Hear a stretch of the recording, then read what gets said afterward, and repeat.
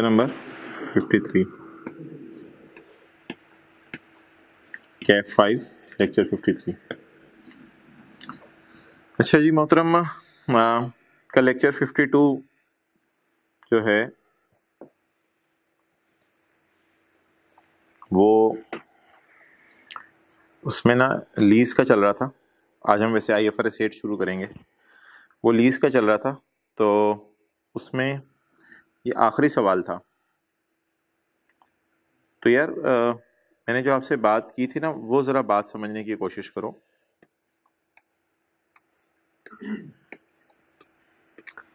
कि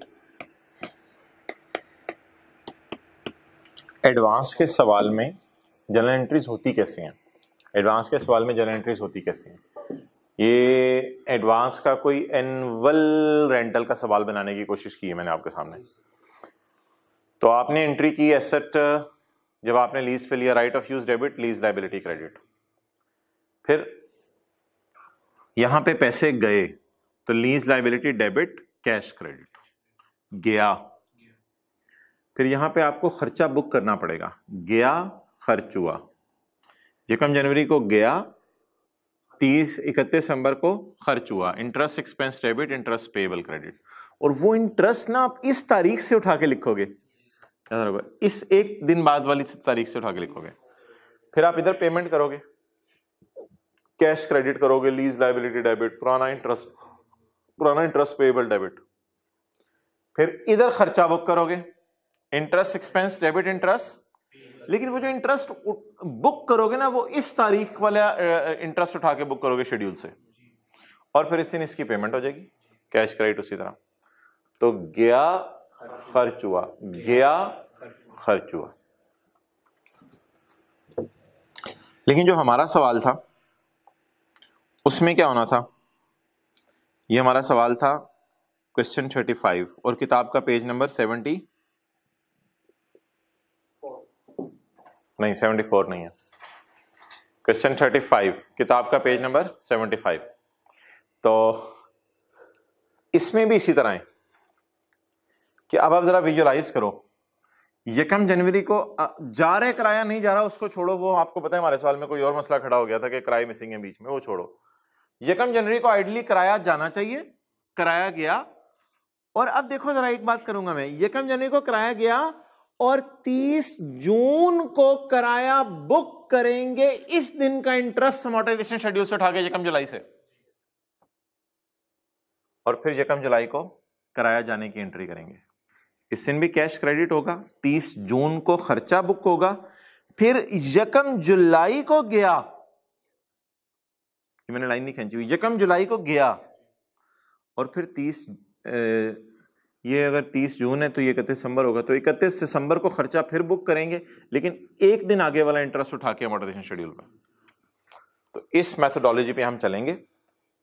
इसी तरह इधर आ जाओ, यकम जनवरी को किराया जाएगा, कैश क्रेडिट, ये वाला इंटरेस्ट पेएबल था अभी तक, ये वाला पेएबल डेबिट और कैश क्रेडिट।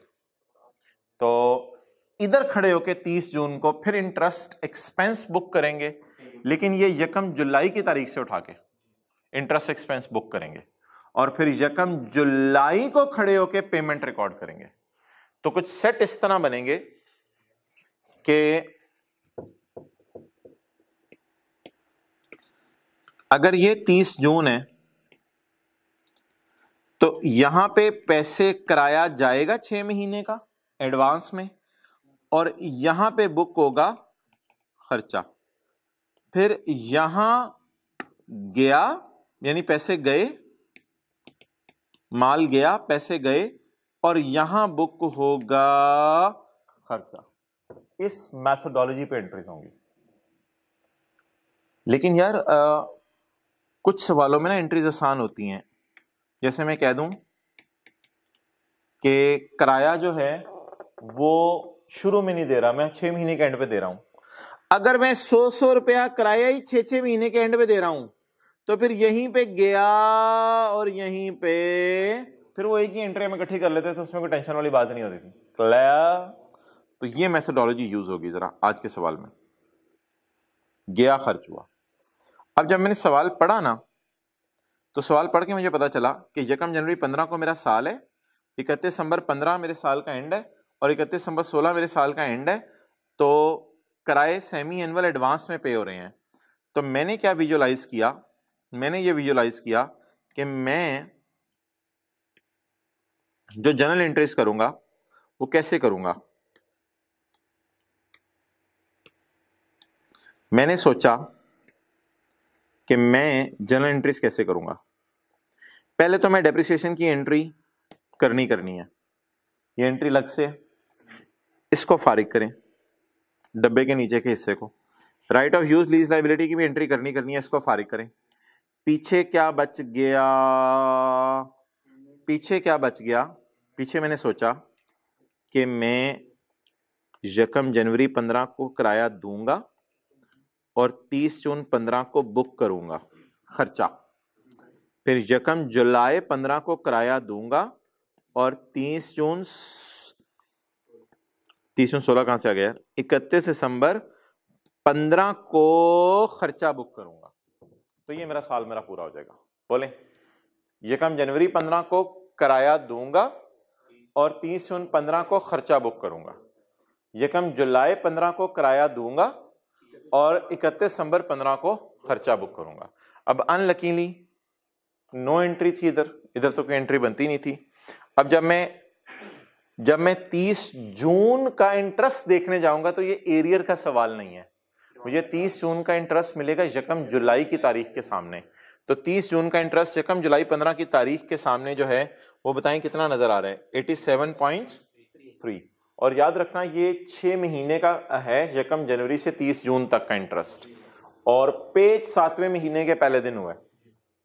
तो interest expense debit, interest payable का 87.3। अच्छा ये जरा सोच लो, पहले ही प्लान कर लो। अगर तो किराया एंड पे पे हो रहा होता तो 31 दिसंबर 15 का इंटरेस्ट 31 दिसंबर 15 की पेमेंट में ही नजर आ रहा होता, लेकिन अभी 31 दिसंबर 15 का इंटरेस्ट मुझे 1 जनवरी 16 वाली तारीख के सामने नजर आएगा। यही तो एडवांस के सवालों की ब्यूटी थी कि एक दिन बाद इंटरेस्ट नजर आता था। तो 1 जनवरी 16 की तारीख के सामने देखो ये वाला इंटरेस्ट लिखा हुआ है, तो इंटरेस्ट डेबिट पेबल क्रेडिट। और अब जब पेबल की बारी आई तो इसमें देखो पुराने पेबल कितने हैं, 97.3, 87.3 और 93 ये दोनों पुराने पेबल पे हो जाएंगे, कैश क्रेडिट हो जाएगा और लीज लायबिलिटी बैलेंसिंग आ जाएगा एंड सो ऑन। तो इस साल पे भी आप लिख लो, इस साल की डेट्स बताओ। 1 जनवरी 16 गया, 16 खर्च हुआ। 1 जुलाई 16 इसी साल में रहो, 1 जुलाई 16 गया, 31 दिसंबर 16 खर्च हुआ। लिख लें।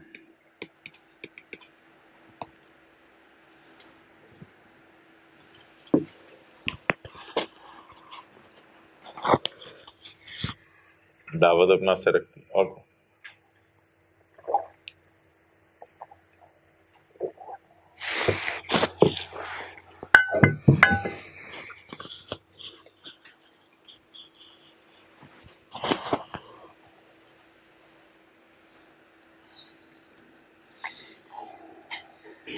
चलें जी।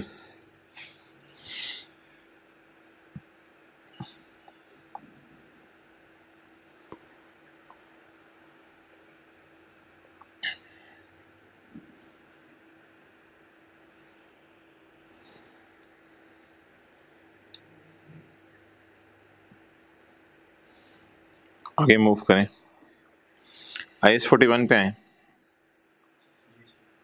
IS 41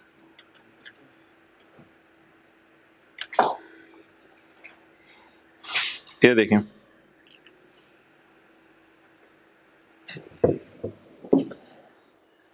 पांच से 6 मिनट देने हैं, जरा सारी थ्योरी पे नजर मारनी है। IS 41 अप्लाई होता है बायोलॉजिकल एसेट्स पे, लेकिन इधर देखना मेरी उंगली, जो प्लांट 1 साल से ज्यादा की लाइफ का हो और उसकी लकड़ी बेचना मकसद ना हो और वो बियर करता हो, प्रोड्यूस करता हो हर साल एग्रीकल्चरल प्रोड्यूस, मैंगोज जैसे, उस प्लांट को बियरर कहते हैं, उस पर ये स्टैंडर्ड नहीं लगता, तो बियरर प्लांट के ऊपर IS 16 लगता है। हाउएवर बियरर प्लांट पे जो मैंगोज लग रहे हैं उस पे ये स्टैंडर्ड लगता है। Agriculture produce at point of harvest, पर एग्रीकल्चर प्रोड्यूस का मतलब है वो जो एक सफा था जिसमें 3 कॉलम दिए हुए थे, दरमियान वाला कॉलम ज़हन में लिया करें। वूल के ऊपर ये स्टैंडर्ड लगेगा एट पॉइंट ऑफ हार्वेस्ट। यार सारी गवर्नमेंट ग्रांट्स पे ये स्टैंडर्ड नहीं लगेगा, गवर्नमेंट ग्रांट्स फॉर एग्रीकल्चर पे ये स्टैंडर्ड लगेगा। यानी गवर्नमेंट ग्रांट जो किसके लिए दी जाए, एग्रीकल्चर के लिए दी जाए, सारी गवर्नमेंट ग्रांट्स पे नहीं लगेगा रिलेटिंग टू एग्रीकल्चर। तो असल में अगर आपने लैंड के लिए ग्रांट मिल जाए तो IS 41 वाली ग्रांट समझी जाएगी या IS 20 वाले, IS 20 वाली। लेकिन अगर एग्रीकल्चर एक्टिविटी के लिए ग्रांट मिल जाए तो IS 41 वाली। और जब क्या कहते हैं वूल शेयर होके अलग हो गई तो 1 सेकंड के लिए उस पर IS 41 लगेगा और 1 सेकंड बाद उसे इन्वेंट्री में डाल दिया जाएगा। और लैंड के ऊपर ऑब्वियसली IS 41 नहीं लगेगा और इंटेंजिबल्स पे भी IS 41 नहीं लगेगा। एग्रीकल्चरल एक्टिविटी यार बड़ी इंपॉर्टेंट है, इसकी डेफिनेशन ना हो ना तो हमारी बहुत सी चीजें कंफ्यूजन में चली जाएं। वॉच डॉग को PC होटल में और इसी तरह जू एनिमल्स को हमने एग्रीकल्चरल एक्टिविटी की डेफिनेशन की बुनियाद पर इस स्टैंडर्ड से बाहर निकाला है। और रीजन ये बताई थी, जू वाले भी एनिमल को उसी तरह करते हैं डेप्रिशिएट IS 16 में, जैसे वॉच डॉग नहीं मैंने कल सिखाई थी अकाउंटिंग, उसी तरह जू वाले भी करते हैं। हाँ अच्छा, अब मोहतरम मेरा सवाल ये है कि जू वालों ने एनिमल को ना सेल के लिए रखा हुआ है, किधर है वो, मैंने हाईलाइट किए थे, जू वालों ने एनिमल को, वो मैंने हाईलाइट किधर किया हुआ है, biological transformation for the purpose, यहाँ ये अंडरलाइन किया हुआ है। जू वालों ने ना एनिमल को सेल के लिए रखा हुआ है, जू वालों ने एनिमल को ना बेबीज क्रिएट करने के लिए रखा हुआ है, और जू वालों ने ना एनिमल को जो है वो एग्रीकल्चरल प्रोड्यूस निकालने के लिए रखा हुआ है। बायोलॉजिकल ट्रांसफॉर्मेशन क्या होती है, जो पता है आपको, biological acid, living animal, plant, agriculture produce क्या होती है, ये स्टैंडर्ड के अंदर पैरास है, मुझे अगली क्लास में याद कराना, मैं आपको टिक करवाऊंगा। ये किताब के शुरू में भी स्टैंडर्ड में पैरास दिए हैं, बेशक वहां से देख के अपने स्टैंडर्ड में टिक कर लो। अच्छा, बियर प्लांट, अभी मैंने बात कर दी, 3 बातें होती हैं। बियर प्लांट की अकाउंटिंग ट्रीटमेंट रिवाइज कराओ। बियर प्लांट में कुछ चीजें हैं कुछ नहीं है, वो देख लेना। बियर प्लांट की अकाउंटिंग ट्रीटमेंट रिवाइज कराओ। बियर प्लांट जब तक आम ना लगने लग जाए, फर्ज करो प्लांट बड़ा होते होते 2 साल लग गए, तो उसको उस पर जितना खर्चा आ रहा होगा उसे कैपिटल वर्क इन प्रोग्रेस समझेंगे। जब प्लांट मुकम्मल हो जाएगा तो प्लांट डेबिट कर देंगे, और आज के बाद CWIP क्रेडिट, प्लांट डेबिट, और आज के बाद प्लांट को उसकी लाइफ मालूम करके, रेजिडुअल वैल्यू मालूम करके बियर प्लांट को डेप्रिशिएट करना शुरू कर देंगे। बियर एनिमल का कोई कॉन्सेप्ट नहीं है। अच्छा, क्या सारे बायोलॉजिकल एसेट्स पे IS 41 लगता है? PC होटल के अंदर जो वॉच डॉग है वो लिविंग एनिमल है जी, वो बायोलॉजिकल एसेट है जी, वो लिविंग एनिमल है ना, वो बायोलॉजिकल एसेट है, लेकिन इसमें स्टैंडर्ड नहीं लगता ये वाला। क्या सारे biological assets fair value minus cost to sell पे रखे जाते हैं? नहीं, ये वाले जो बायोलॉजिकल एसेट्स हैं, रेफर अबव, ये वाले जो बायोलॉजिकल एसेट्स हैं इनको fair value minus cost to sell पे नहीं रखा जाता, बल्कि इनको IAS 16 और एक और भी बायोलॉजिकल एसेट बता दूं जिसको fair value minus cost to sell पे नहीं रखा जाता, वो ऐसा बायोलॉजिकल एसेट है जिसको fair value minus cost sell पे नहीं रखा जाता। वो अफ्रीकन गोट की एग्जांपल दी थी, लेकिन अभी पाकिस्तान में सिर्फ 1-2 आई हैं, तो अब कहीं से फेयर वैल्यू लग रही, तो उनको भी मजबूरन किस पे रख लो, कॉस्ट पे रख लो। ये मैंने यहां लिखा नहीं हुआ, लेकिन एक बात आपसे कर दी थी।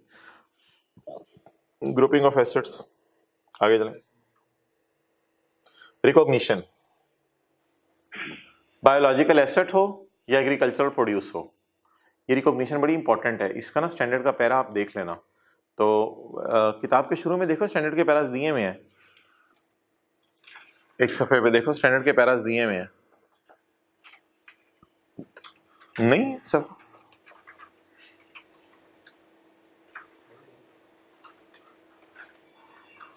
अच्छा चलो मुझे 1 मिनट, अच्छा वो सफा नहीं होगा तो मुझे याद कराना, मैं अगली क्लास में इंशाल्लाह बता दूंगा। तो स्टैंडर्ड के जो पैराज हैं,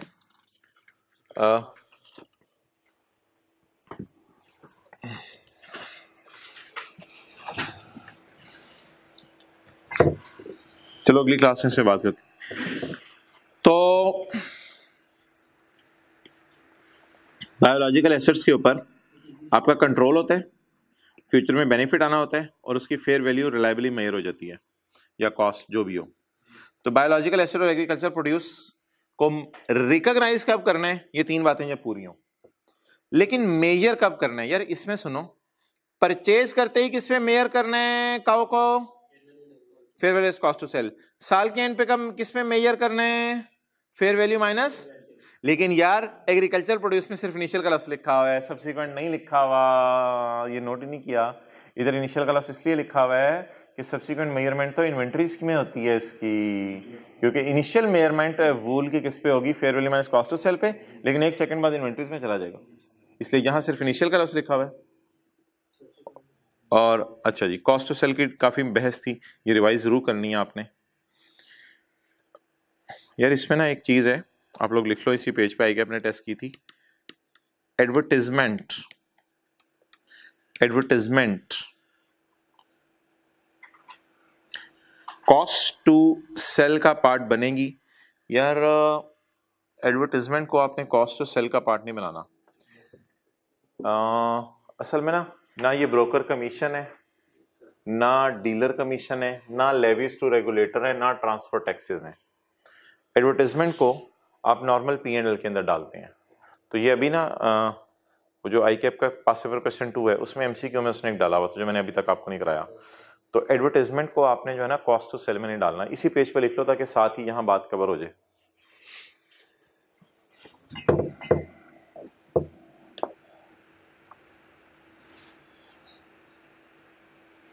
अच्छा, गवर्नमेंट ग्रांट्स कितने किस्म की हैं? जो बायोलॉजिकल एसेट के लिए नहीं है उनको तो IAS 20 में डालें।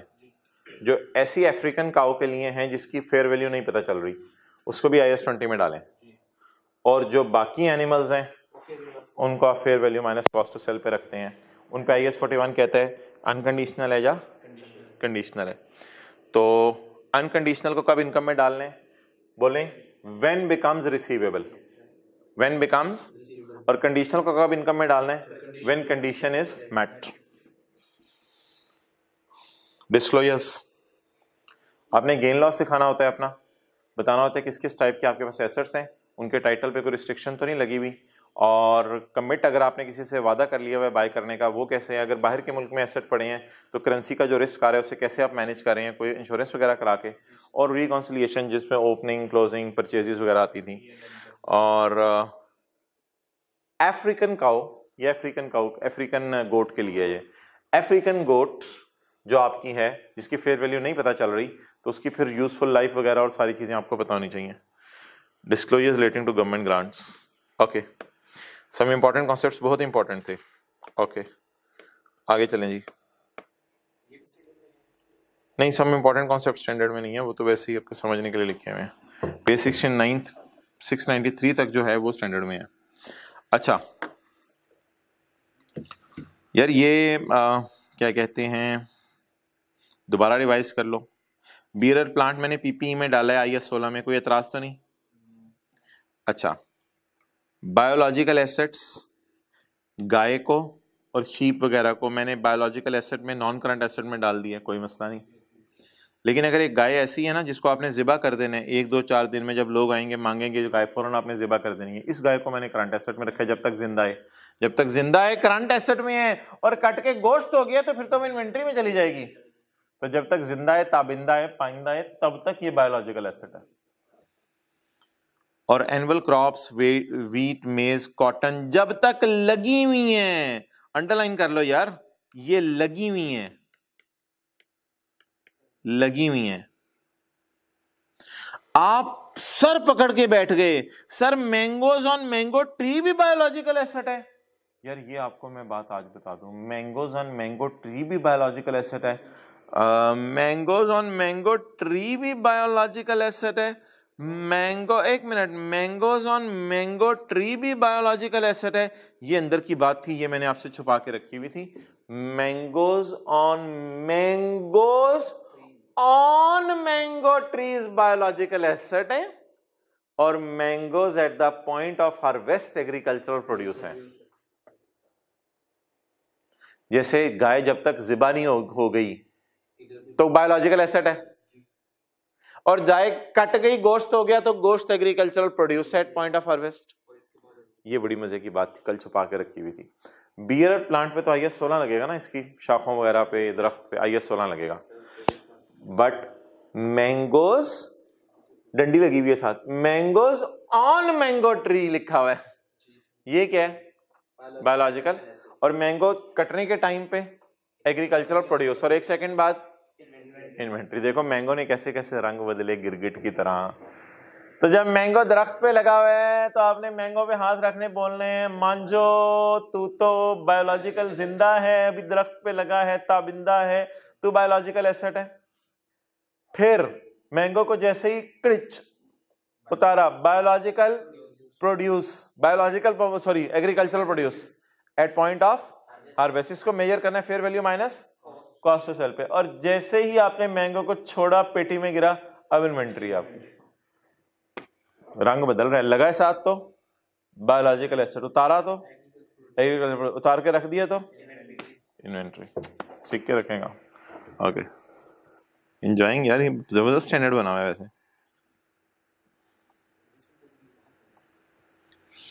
ओके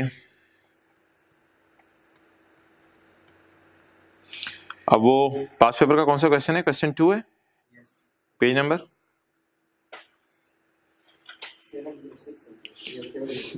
कौन सा? 706। यार आज ना अभी लिख लो, मुझे याद कराना, बल्कि अभी अभी अभी आपको साथ ही बता देता हूँ, आज कुछ MCQs होमवर्क में देने हैं। अच्छा, हमारे ये पास पेपर का क्वेश्चन रह गया था, all government grants relating to biological asset are accounted for under IS 41। यार बायोलॉजिकल एसेट तो फिर बियरल प्लांट भी हो सकता है, बायोलॉजिकल एसेट तो बियरल प्लांट भी हो सकता है, तो बायोलॉजिकल एसेट तो जिंदा जिंदा दरख्त है। ये थोड़ा सा कंफ्यूजिंग MCQ था, जिंदा दरख्त है, लेकिन जिंदा दरख्त बायोलॉजिकल एसेट है, क्या सब पे IS 41 ही लगेगा? बोलो, सोचो जरा, बताओ। सारी गवर्नमेंट ग्रांट्स जो बायोलॉजिकल एसेट के लिए मिली है उस पर IS 41 लगेगा। अगर हुकूमत ने मुझे पैसे दे दिए बियर प्लांट के लिए, और एक मजे की बात सुनो, अगर हुकूमत ने मुझे अफ्रीकन गोट के लिए जो है वो ग्रांट दे दी, तो भी वो जो अभी मैंने ट्री बनाया था रिवाइज कराना, अफ्रीकन गोट, बेशक पॉज करके वीडियो वो ट्री रिवाइज कर लो गवर्नमेंट ग्रांट के साथ जो कल बनाया था, अगर अफ्रीकन गोट के लिए हुकूमत ने मुझे गवर्नमेंट ग्रांट दी, अफ्रीकन बायोलॉजिकल एसेट, लेकिन उस पर IS 41 वाली गवर्नमेंट ग्रांट के रूल नहीं लगेंगे, IS 20 वाले लगेंगे।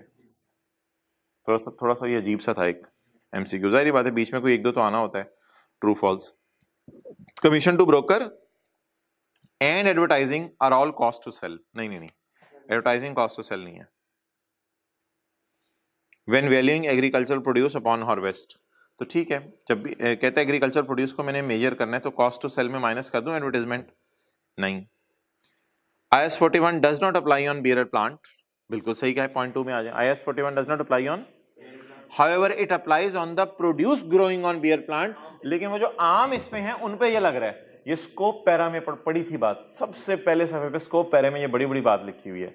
आम पे तो ये स्टैंडर्ड लग रहा है ना, क्योंकि आम लगा हुआ है तो बायोलॉजिकल एसेट है, उतरने लगे तो at the point of harvest है, ये बात ट्रू है।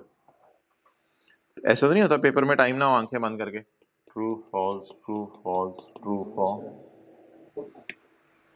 अच्छा, अगर पेपर छीन रहा हो और 1 सेकंड हो फिर ट्रू फॉल्स लिख के आ जाएंगे। ये तेज है, ट्रू फॉल्स पता नहीं यार, कोई 1000 साल में एक दफा बेचारे ने पूछ लिए, वरना MCQ भी पूछते हैं, फिगर्स निकालनी पड़ती हैं। ओके, किधर है यार वो?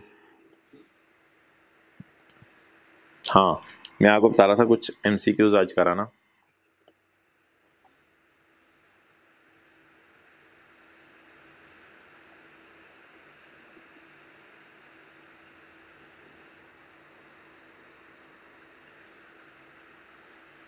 लिख लो MCQ नंबर 1 2 3 4 5 6 7 um,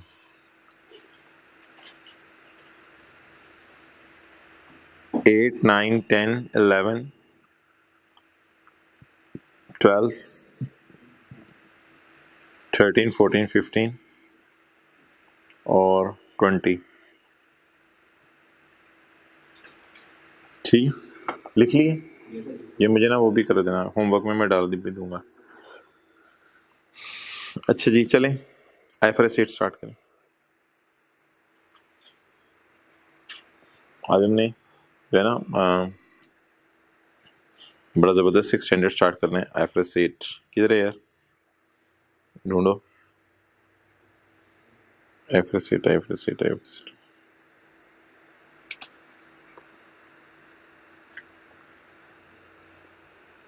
बिस्मिल्लाहिर्रहमानिर्रहीम। अच्छा,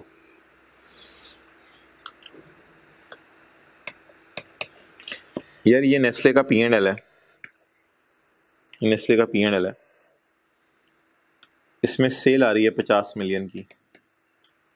नेस्ले क्या क्या करता है? पानी बनाता है, और जूस बनाता है, और चॉकलेट बनाता है, और अब कुछ पता चल रहा है कितनी पानी की सेल है इसमें? P&L में तो सेल आ रही है ना, बस कुछ पता चल रहा है पानी की सेल कितनी है? कुछ जाग रहे हैं, टेंटिव है, कंबल कंबल कंबल शंबल के अंदर तो नहीं लेट के लेक्चर ले रही है। ये अब बातें शुरू हो गई हैं। अब IFRS 8 इज जबरदस्त स्टैंडर्ड, लगेंगे इस पे भी 3-4 दिन ही, लेकिन ऑब्वियसली टेंटिव होकर आपने सुननी है बातें। आगे ना पता है बोतल की सेल कितनी है पानी की, ना पता है जूस की सेल कितनी है, ना पता है किसकी सेल कितनी है। तो यार ये फिर ऑर्गेनाइजेशन ने ना एक काम शुरू किया हुआ है। वो कितने फाइनेंशियल स्टेटमेंट्स पैकेजेस की एंड पे है, कितने नजर आ रही हैं? ये एनुअल रिपोर्ट। इन्होंने ना फिर एक काम शुरू किया हुआ है, ये देखो, ये सेल कितनी है तेरी? अब ना यार तूने अंडर एस्टिमेट करा, आखिर में 3 0 लगा, अखीर नहीं होगी। यही कारोबार ना शुरू करते हैं, पैकेजेस, दहाई सैकड़ा हजार, 10 लाख, 10 लाख करोड़, 10 करोड़, अरब, 10 अरब, 60 अरब, 60 अरबी, अरबी नहीं हिंदुस्तानी, अरबी, 60 अरब। कितने अरब? 60 अरब के करीब इनकी क्या है? अब उसमें क्या क्या क्या कर रहे हैं ये लोग, क्या कर रहे हैं? ना ना, नोट 35 में जाओगे तो आपको कुछ नहीं मिलना इतना, नोट 35 में जाओगे तो कुछ नहीं मिलना इतना। ये तो स्टैंडर्ड ही हो रहा है। कंट्रोल F की कमांड चलेगी। यार हम क्या ढूंढने लगे हैं? इनके सेगमेंट्स, बोलो क्या ढूंढने लगे हैं? इनके सेगमेंट्स, कि ये लोग ये जो पैकेजेस हम लगे हुए हैं इतने दिनों से, पैकेजेस की फाइनेंशियल स्टेटमेंट सर भी कहते हैं इंटरनेट पे भी नहीं मिलती पैकेजेस की फाइनेंशियल स्टेटमेंट, हम तो ढूंढते हैं हमें तो नहीं मिलती। तो ये जो पैकेजेस की फाइनेंशियल स्टेटमेंट्स हैं, तो ये लोग क्या कर रहे हैं? ये लोग क्या कर रहे हैं? थोड़ा सा एक इंटरेस्ट पैदा हो ना, सेल कितनी है? 60 अरब। तो उसमें क्या क्या है यार? A business segment is a group of assets that is engaged in providing products that are subject to, छोड़ो यार ये टाइप्स ऑफ सेगमेंट्स। पैकेजिंग है, हमने कहा पैकेजिंग क्या होती है? कहते हैं लेमैन को समझाऊंगा मैं, manufacturing and marketing of packing products, pack करने वाली चीजें बेचते हैं। पैकेजेस इसी का नाम है ना, पैक करने वाली चीज, पैकेट बनाते हैं बस, और 60 अरब कमा लिया। कंज्यूमर प्रोडक्ट्स, हमने कहा ये क्या? कहते हैं वो कंज्यूमर टिश्यू पेपर्स वगैरह भी हम बेचते हैं। अच्छा ठीक है।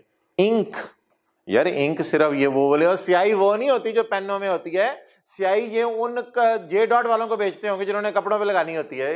ये करोड़ों अरबों का सेल है। Ink, manufacturing and marketing of commercial ink, commercial ink बेचते हैं। पेनों की इंक बेच के 60 अरब कमा लिया। पूरे पाकिस्तान की पेनों की इंक नहीं इतनी होनी। रियल एस्टेट, अच्छा पैकेजेस वाला रियल एस्टेट का काम भी शुरू किया है। Paper products, manufacturing and marketing of papers, paper भी ये बना के बेचते हैं। बोर्ड प्रोडक्ट्स, अनएलोकेटेड, यार ये ना कुछ ऐसे सेगमेंट्स होते हैं जो छोटे मोटे काम होते हैं। अनएलोकेटेड का मतलब कहते हैं मैंने कहीं नहीं डाले, बस ऐसे ही बता दिए, ऐसे छोड़े पर अनएलोकेटेड का लफ्ज मैंने भी पढ़ाना नहीं था। Workshop and other general business, छोटे मोटे कोई ना कोई बिजनेस छोटे छोटे कर रहे होते हैं। अनएलोकेटेड का लफ्ज मैंने नहीं पढ़ाना था। और यार ये जो इंफॉर्मेशन थी ना इतनी हैवी थी कि मैं इसके लिए ये भी बदल दूं ना तो ये नहीं बदलेगा। तो ये इंफॉर्मेशन जो है वो इतनी हैवी है कि अब इसने अगले सफे पे पुट्ठा चलाया हमें, और अब ये रेवेन्यू बता रहा है, क्या लिखा हुआ है, टोटल रेवेन्यू। ऐसे हो जाए घर में, क्या हो रहा है, टोटल रेवेन्यू किसका, पैकेजिंग का। टोटल रेवेन्यू किसका, कंज्यूमर प्रोडक्ट्स का। और चलते चलते चलते इंक का, और टोटल 60 अरब। ये ऊपर और नीचे क्या ये छोड़ें, टोटल 60 अरब। क्लियर, समझ आ गई? कोई थोड़ा थोड़ा सा उल्टा नीचे हो के कुछ समझ आ रही है? थोड़ा सा हो जाओ उल्टा, कोई नहीं, जो लैपटॉप पे लेक्चर ले रहे हैं वो तो कुछ और ही करेंगे। वो तो total revenue, inter segment revenue, revenue from external customer. यार रेवेन्यू ना छोड़ो, इसको, इस लाइन को छोड़ो। रेवेन्यू दो किस्म का होता है, एक एक्सटर्नल होता है, एक इंटरनल रेवेन्यू। क्या मतलब? यार पैकेजिंग वालों को पैकेट्स पे कोई इंक लगानी पड़ी, उन्होंने कहा यार इंक वालों मुझे ये बेच दो इंक। कंज्यूमर प्रोडक्ट डिवीजन को अपनी फैक्ट्री के लिए कोई लैंड बिल्डिंग खरीदनी पड़ी, रियल एस्टेट वालों से कहा यार तुम लोग हमें खरीद के दे दो। तो कोई पेपर चाहिए थे पैकेजिंग के लिए, वो पेपर इधर बने और इधर बन के अपनी ही फैक्ट्री में पैकेजिंग वालों को बेच दिए। आपस की सेल, आपस की सेल। तो ऑर्गेनाइजेशन में ये होता है, आपस की सेल भी होती है। वैसे तो ज्यादा सेल आउटसाइड वर्ल्ड को होती है ना, कमाना तो वहीं से है, लेकिन आपस की सेल भी हो सकती है बिजनेसेस में। क्लियर हो गया? ठीक है, ओके। जैसे पानी बन रहा है, अब जूस वाले कहें यार पानी हमें बेचो, हमने जूस में डालना है, तो आपस की सेल बहुत ज्यादा होती है कंपनीज में। अब आप ये ना कहिए किस प्राइस पे होती है, क्या है, वो इंशाल्लाह डिस्कशन हम करेंगे, अभी तो स्टैंडर्ड स्टार्ट है। तो ये थोड़ा थोड़ा सा यार ये अब देखो, इसी तरह सेगमेंट्स का रेवेन्यू होगा, सेगमेंट्स का इंटरेस्ट इनकम होगी, इंटरेस्ट एक्सपेंस होगी, डेप्रिसिएशन होगी, सेगमेंट का प्रॉफिट होगा, हर सेगमेंट का टैक्स होगा। तो ये सेगमेंट वाइज ब्रेकअप जो है ये इस ऑर्गेनाइजेशन का अवेलेबल है। तो सेगमेंट वाइज ब्रेकअप हमें हेल्प आउट कर देता है, किस चीज में हेल्प, फिर आगे कोई रिकॉन्सिलिएशंस है, तो सेगमेंट वाइज ब्रेकअप हमें क्या कर देता है, हेल्प कर देता है। वो जो 60 अरब का ब्रेकअप था, उस 60 अरब के ब्रेकअप में जरा यार तूने नजर तो मरवाई नहीं, 60 अरब में ये पैकेजिंग की सेल है इनकी 32 अरब, बाकी कंज्यूमर डिवीजन टिश्यू पेपर बेच रहे हैं वो 4 अरब के हैं, तो ये 32 अरब के ये हैं। और इसके अलावा ये जो इंक की प्रोडक्ट्स बेच रहे हैं ये भी 4 अरब की हैं, रियल एस्टेट से 3 अरब कमा रहे हैं, और पेपर आइटम्स से 15 अरब कमा रहे हैं। तो अब बताओ इससे क्या यूजर को डिसीजन लेना या मैनेजमेंट को डिसीजन लेना आसान नहीं होगा, किस सेक्टर को रखना है किसको नहीं रखना? तो ये लोग 12 अरब किससे कमा रहे हैं, पेपर प्रोडक्ट से। 12 अरब तो पिछले साल के, 15 अरब इस साल के, नीले में छोड़ो फिर क्योंकि सही तरह नजर नहीं आ रहा ना। 15 अरब पेपर प्रोडक्ट से कमा रहे हैं, और बोलो बोलो यार 32 अरब किससे कमा रहे हैं, पैकेजिंग से। तो बताओ कुछ बंद करना भी पड़े तो ये दो काम तो हम बंद ना करें। कौन से दो काम? ये जो दो काम मैंने आपको दिखाए हैं, छोड़ें, ये दो काम हम इन एनी केस बंद ना करें, क्योंकि ये हमारा अच्छे से प्रॉफिट कमा रहे हैं। ये इन्फॉर्मेशन कौन बनाता होगा? अकाउंटेंट। तो हम नहीं बताना है और किसने करनी है ये इन्फॉर्मेशन सारी इतनी डिटेल में, इन्फॉर्मेशन कौन बनाता होगा? अकाउंटेंट। किसको पेश करता होगा? ये तो यूजर ऑफ फाइनेंशियल स्टेटमेंट्स को पेश कर दी ना, इसके अलावा किसको पेश करता होगा? नहीं, ये सबसे पहले ऑर्गेनाइजेशन के सीएफओ को, सीईओ को, डायरेक्टर्स को पेश करता होगा। ये इन्फॉर्मेशन चाहिए होती है डायरेक्टर्स को। डायरेक्टर्स के सामने P&L रख देना तो कहते हैं यार इससे मजा नहीं आ रहा, इससे मजा नहीं आ रहा, ये बिरयानी की देख सामने रख दी, इससे मजा नहीं आ रहा, खोलो बताओ अंदर क्या क्या है, ये जर्दा है अंदर, ओ हम तो बिरयानी समझे थे, जर्दा, ओ रसगुल्ले डले यार, गिरी नहीं यार। अच्छा, तो खोल खोल के चीजों को देखा जाए ना तो फिर समझ आती है, ऐसे ऊपर से सतही समझ नहीं आती। तो ये मोहतरम सारी चीजें अब हमने बनानी सीखनी है, करनी सीखनी है। चीजें बड़ी आसान है और ये स्टैंडर्ड ऐसे फिंगर टिप्स के ऊपर बंदे को आ जाता है। ये सारे ये स्टैंडर्ड में सबसे आसान है, हत्ता कि मैं अगर आई कैप में होता तो इसको FR1 में आप डाल देते। तो और ये ऐसा स्टैंडर्ड है वाहिद कि जिसने मटेरियलिटी को डिफाइन किया है इन परसेंटेज, मटेरियलिटी को डिफाइन किया इन परसेंटेज। ऑर्गेनाइजेशन के ना बहुत से सेगमेंट्स होते हैं, इस स्टैंडर्ड में हम पढ़ेंगे जिस सेगमेंट की सेल 10% से ज्यादा है वो सेगमेंट कहते हैं मेरी नजर में मटेरियल है। और जिस सेगमेंट की सेल 10% से, स्टैंडर्ड परसेंटेजेस नहीं देने की आदत उसको, स्टैंडर्ड परसेंटेजेस नहीं देते, लेकिन ये वाला स्टैंडर्ड परसेंटेज बेस्ड है, इसने परसेंटेजेस बनाई हैं। तो एक ऑर्गेनाइजेशन है मिसाल के तौर पे नेस्ले, वो कहती है 1 करोड़ की मेरी सेल है, बल्कि अब तो मुझे लग रहा है आज के बाद हम अरबों में बातें किया करें। उसने कहा 10 अरब मेरी सेल है, 10 अरब में से 2 अरब सेल मेरी पानी से है। आप बता दें क्या ये 10% से ज्यादा है? ये तो 20% है इसकी। तो ये वाहिद स्टैंडर्ड ऐसा जो किसके ऊपर बेस करते हैं? मटेरियलिटी के कॉन्सेप्ट पे। और मटेरियलिटी के कॉन्सेप्ट में ये कहां पे चला गया है? ये परसेंटेजेस डिफाइन करने पे चला गया। छोड़े पर स्टैंडर्ड की थ्योरी, फारक करें, न्यूमेरिकल करें। पहला न्यूमेरिकल किधर है यार? क्या IFRS 8? क्वेश्चन 3 करें, रजिस्टर खोल लें। Question 2 page 433 Descon. The management of Descon limited have identified, page कौन से? 433। कल ना शुरू में 5-10 मिनट IS 41 और भी करेंगे इंशाल्लाह। Management of Descon limited have identified operating segments, operating segments यानी ये सेगमेंट्स हैं हमारे जो ऑपरेट कर रहे हैं। Operating segments based on, oh man यार मेरे ख्याल से ना डेस्कॉन का शायद काम हो लैपटॉप बेचना, तो इन्होंने अपने सेगमेंट ना प्रोडक्ट वाइज नहीं बनाए हुए। समझना मेरी बात को, समझना मेरी बात को। मल्टीनेशनल्स की बात करो तो कई मल्टीनेशनल्स ऐसी हैं जो एक ही प्रोडक्ट बेचती हैं, जैसे नाइकी शूज है। अब नाइकी शूज शायद शूज में कैटेगरी ना बनाए, ladies shoes, gents shoes, okay ये कैटेगरी मेरी नजर में इतनी इंपॉर्टेंट नहीं है। नाइकी शूज क्या कहे? चाइना से कितना कमा रहे हैं, पाकिस्तान से कितना कमा रहे हैं, यूरोप से कितना कमा रहे हैं, वो ये बातें करेंगे। तो ये ऑर्गेनाइजेशन तो बड़े लेवल की है। ये क्या कह रही है? ये प्रोडक्ट वाइज नहीं जा रही, चीजों को देख रही, ये कंट्री वाइज सोचा इसने। देखें और ठीक है यार मर्जी है तेरी। पैकेजेस वाले छोटे लेवल का था, वो कंट्री, वो प्रोडक्ट वाइज देख रहे थे चीजों को। ये लोग कैसे देख रहे हैं? Country wise. Your Descon Limited have identified the following operating segments based on geographical location. Information for these segments is as under: China, India, Iran, Canada, Spain, Turkey. इन 6 मुल्कों के अंदर हम काम कर रहे हैं।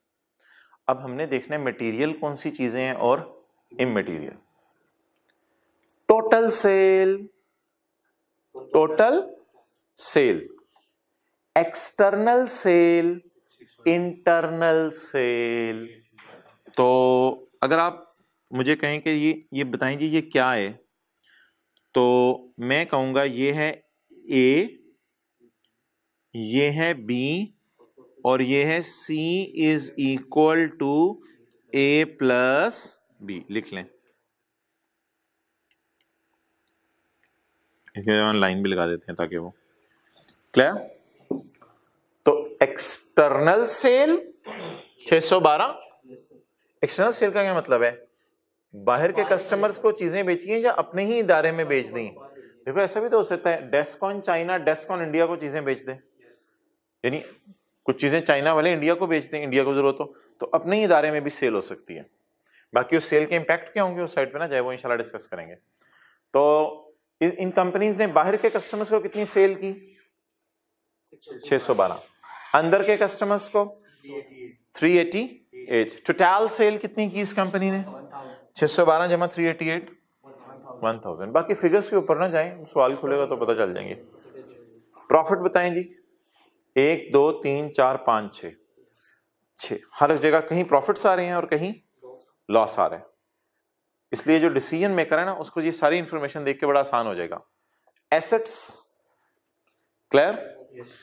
अब हमने पता क्या करना है, ये डाटा हमें बीइंग एन अकाउंटेंट मिल गया है।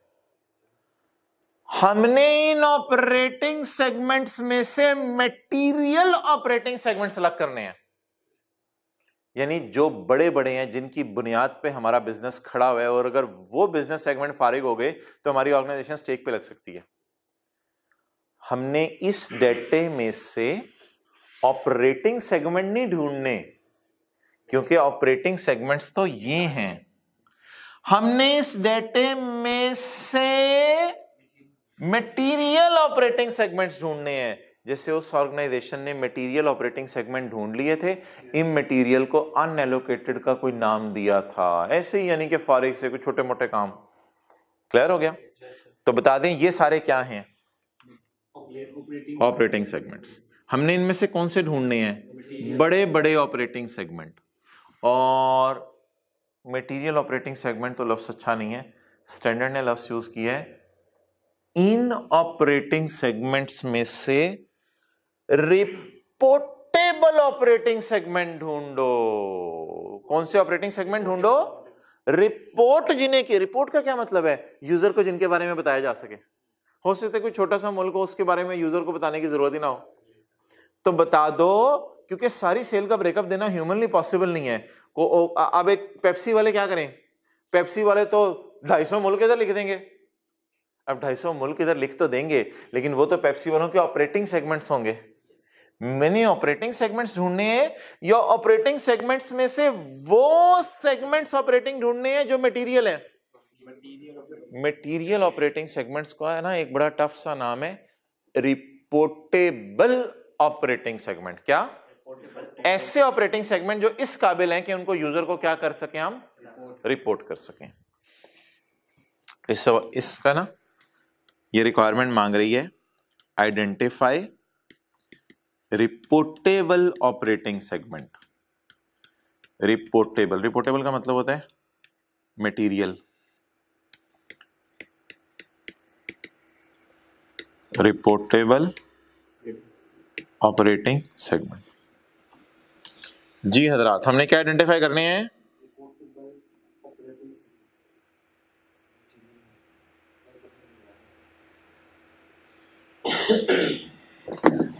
आइडेंटिफाई करने हैं रिपोर्टेबल ऑपरेटिंग सेगमेंट या मटेरियल, समझ लें। चलें जी, स्टार्ट करते हैं। इस डाटे को ना हम अपने समझने के लिए सिंप्लीफाई कर लिया करेंगे। सर क्यों सिंप्लीफाई करेंगे? सर ये तो हमें ऑलरेडी सिंप्लीफाई लग रहा है। यार हाँ, ये आपको सिंप्लीफाई लग रहा है, लेकिन आने वाले दिनों में ना डाटा कुछ आगे पीछे करके दिया होता है, तो हम डाटे को सिंप्लीफाई किया करेंगे। वैसे तो ये काफ़ी हद तक सिंप्लीफाइड ही है, लेकिन मैं एक पैटर्न आपको नया सिखाने लगा हूँ। आपने इस डाटे को ना उस पैटर्न पे ले आया करना है पेपर में। इसका नाम हम रखा करेंगे वर्किंग 1। और सवाल की रिक्वायरमेंट के लिए 4 लाइनें छोड़ दें, 4-5 लाइनें ये काफ़ी हैं। पहले सफ़े पे 4-5 लाइनें छोड़ के, सफ़ा नहीं छोड़ना, पहले सफ़े पे 4-5 लाइनें छोड़ के सवाल करना शुरू करें। वर्किंग 1, कंट्रीज के नाम लिखवाएं जी। चाइना, इंडिया, ईरान,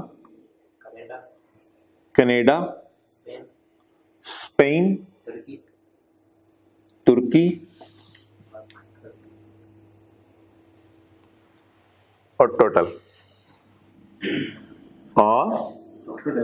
चलिए टोटल को छोड़ें अभी।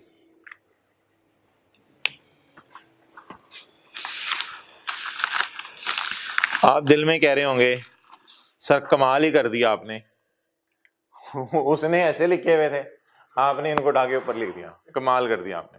हाँ ठीक है, मेरी मर्जी।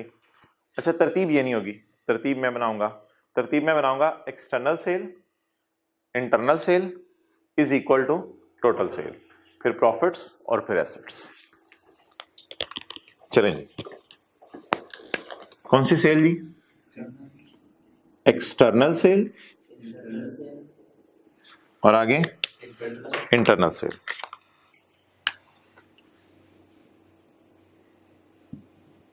यार ये सारे मार्कर कहीं मुंह फटे हुए हैं। नहीं मुंह फटना बोलो प्लीज, ऐसे नहीं कहते।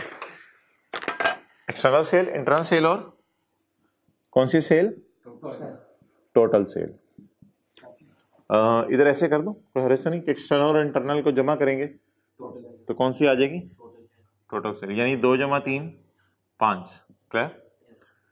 तो एक ये हो गया। फिर इसके बाद नीचे मैं करूंगा, किसी सेगमेंट में प्रॉफिट होगा और किसी में मुझे लॉस होगा, अल्लाह ना करे। यानी डेस्कॉन, फर्ज करो डेस्कॉन लिमिटेड नहीं है, डेस्कॉन एक बच्चा है, बंदा है, डेस्कॉन बंदा है। डेस्कॉन को मना भी किया था अब्बू ने, पुत्र इंडिया ना जाइए, अबू जान दो, पुत्र इंडिया ना, अबू जान, पुत्र स्पेन ना जाए, अबू जान दो। अबू कहेंगे पुत्र शौक पूरा हो गया, लॉसेस कमाए हैं जाके चपे मान जाया करके दे बड़िया दी गल, कभी मान जाया करें बड़ों की बात। एसेट्स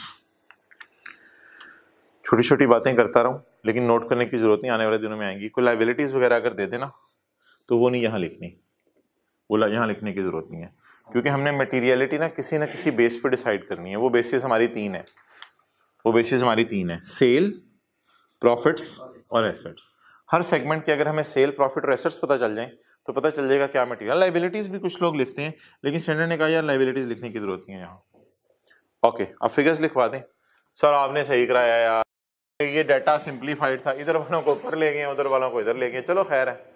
अब मुझे ना आप सबकी सेल बता दें एक्सटर्नल 233, 90, 195, 40 और 54। बताओ यार। 200, 33, 90, 195, 40, 54। अच्छा, ये थोड़ा सा ना सवाल को नोट करने में पेपर में टाइम ज्यादा लग जाया करेगा, लेकिन आसान होगा सवाल, ये काफी आसान सवाल होगा। नोट करने में थोड़ा सा ना टाइम लगा करेगा, इंफॉर्मेशन ज्यादा हुआ करेगी सवाल में, लेकिन कॉन्सेप्चुअली कोई इतनी जान नहीं है इन सवालों में। अच्छा जी, इंटरनल सेल 120, 45, 0, हाँ ठीक है, 135, 45 और 43। जी बोले। 120, हाँ जी, 45, 45, 135, 45, 43। टोटल की जगह छोड़ी हुई है रजिस्टर में। कोई नहीं, घर बैठे में दोबारा रीस्टार्ट कर ले, और क्या हो सकता, टोटल की जगह छोड़नी थी। आप भी कह रहे होंगे हमारा ख्याल ही कर लिया करें, घर बैठे में इसका मतलब ये तो नहीं कि सारा ही टाइम आपको दे दें। अच्छा, 200 जमा 120, 320। यहाँ भी देख लो, वैसे इनको बिठाया जा सकता है। 200 जमा 120, 320 and so on so on so on so on. जी, टोटल से इधर ही करवा दो। 320, मैंने कैलकुलेटर अब जाके पकड़ा है टोटल सेल करते हुए। इससे पहले मैं सवाल का डेटा उठा रहा था, लेकिन वैसे तो टोटल सेल दी हुई है इस सवाल में, मेरे ख्याल से टोटल करने की जरूरत नहीं है। लेकिन आने वाले सवालों में हो सकता है टोटल सेल मिसिंग हो, फिर एक्सटर्नल इंटरनल को टोटल कर लेंगे। एक्सटर्नल बाहर वाले लोगों को, इंटरनल अंदर वाले लोगों को। अगर आप एक बंदा जहन में लाओ, उसने 4 बोतलें खरीदी, दुकान खोली, एक बेगम को पिला दी, 3 ग्राहकों को दे दी, तो एक्सटर्नल इंटरनल का ये कॉन्सेप्ट होता है। आगे बोलें जी। 70,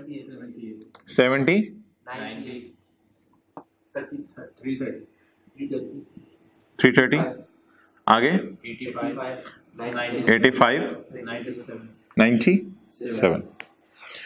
अच्छा जी, प्रॉफिट्स या लॉसेस 98, -26, +47, +121, -15 और +12। यार कोई फिगर गलत ना लिखवाना यार, मेरा कोई रिकॉर्डिंग दोबारा करवाने का मूड नहीं है, क्योंकि एक फिगर भी गलत हो जानी है तो सारी मैस मच जानी है व्हाइट बोर्ड पे। जी बोले। कितना? 98, 26, 47। नहीं, अच्छा यार ये बात सुनो, हम मेरे से ये ना पूछना व्हाट्सएप ग्रुप्स में कि ये सेल है और ये प्रॉफिट्स हैं, कम क्यों हैं? यार सेल में से खर्चे वगैरह माइनस हुए होंगे, cost of sale, admin, selling, वो नहीं यहाँ दिए हुए उसने, हमें उससे कंसर्न भी नहीं। जी 121। प्लीज व्हाइट बोर्ड पे ना जरा देखते रहो साथ साथ जो मैं लिख रहा हूँ, सवाल वाला हो। -15, 12। Assets 3400, 345, 995 and so on. हाँ जी बोलो। 34।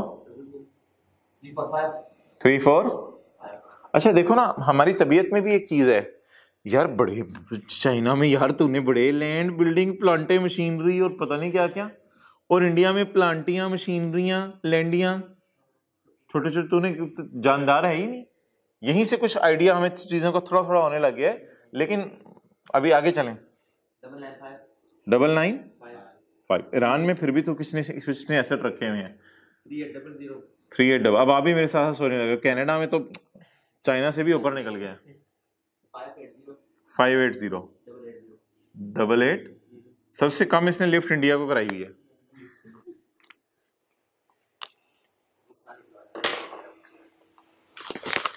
दुआ मांगते हो इंडिया वालों के लिए, अल्लाह उनको हिदायत दे दे और कलमा पढ़ा दे।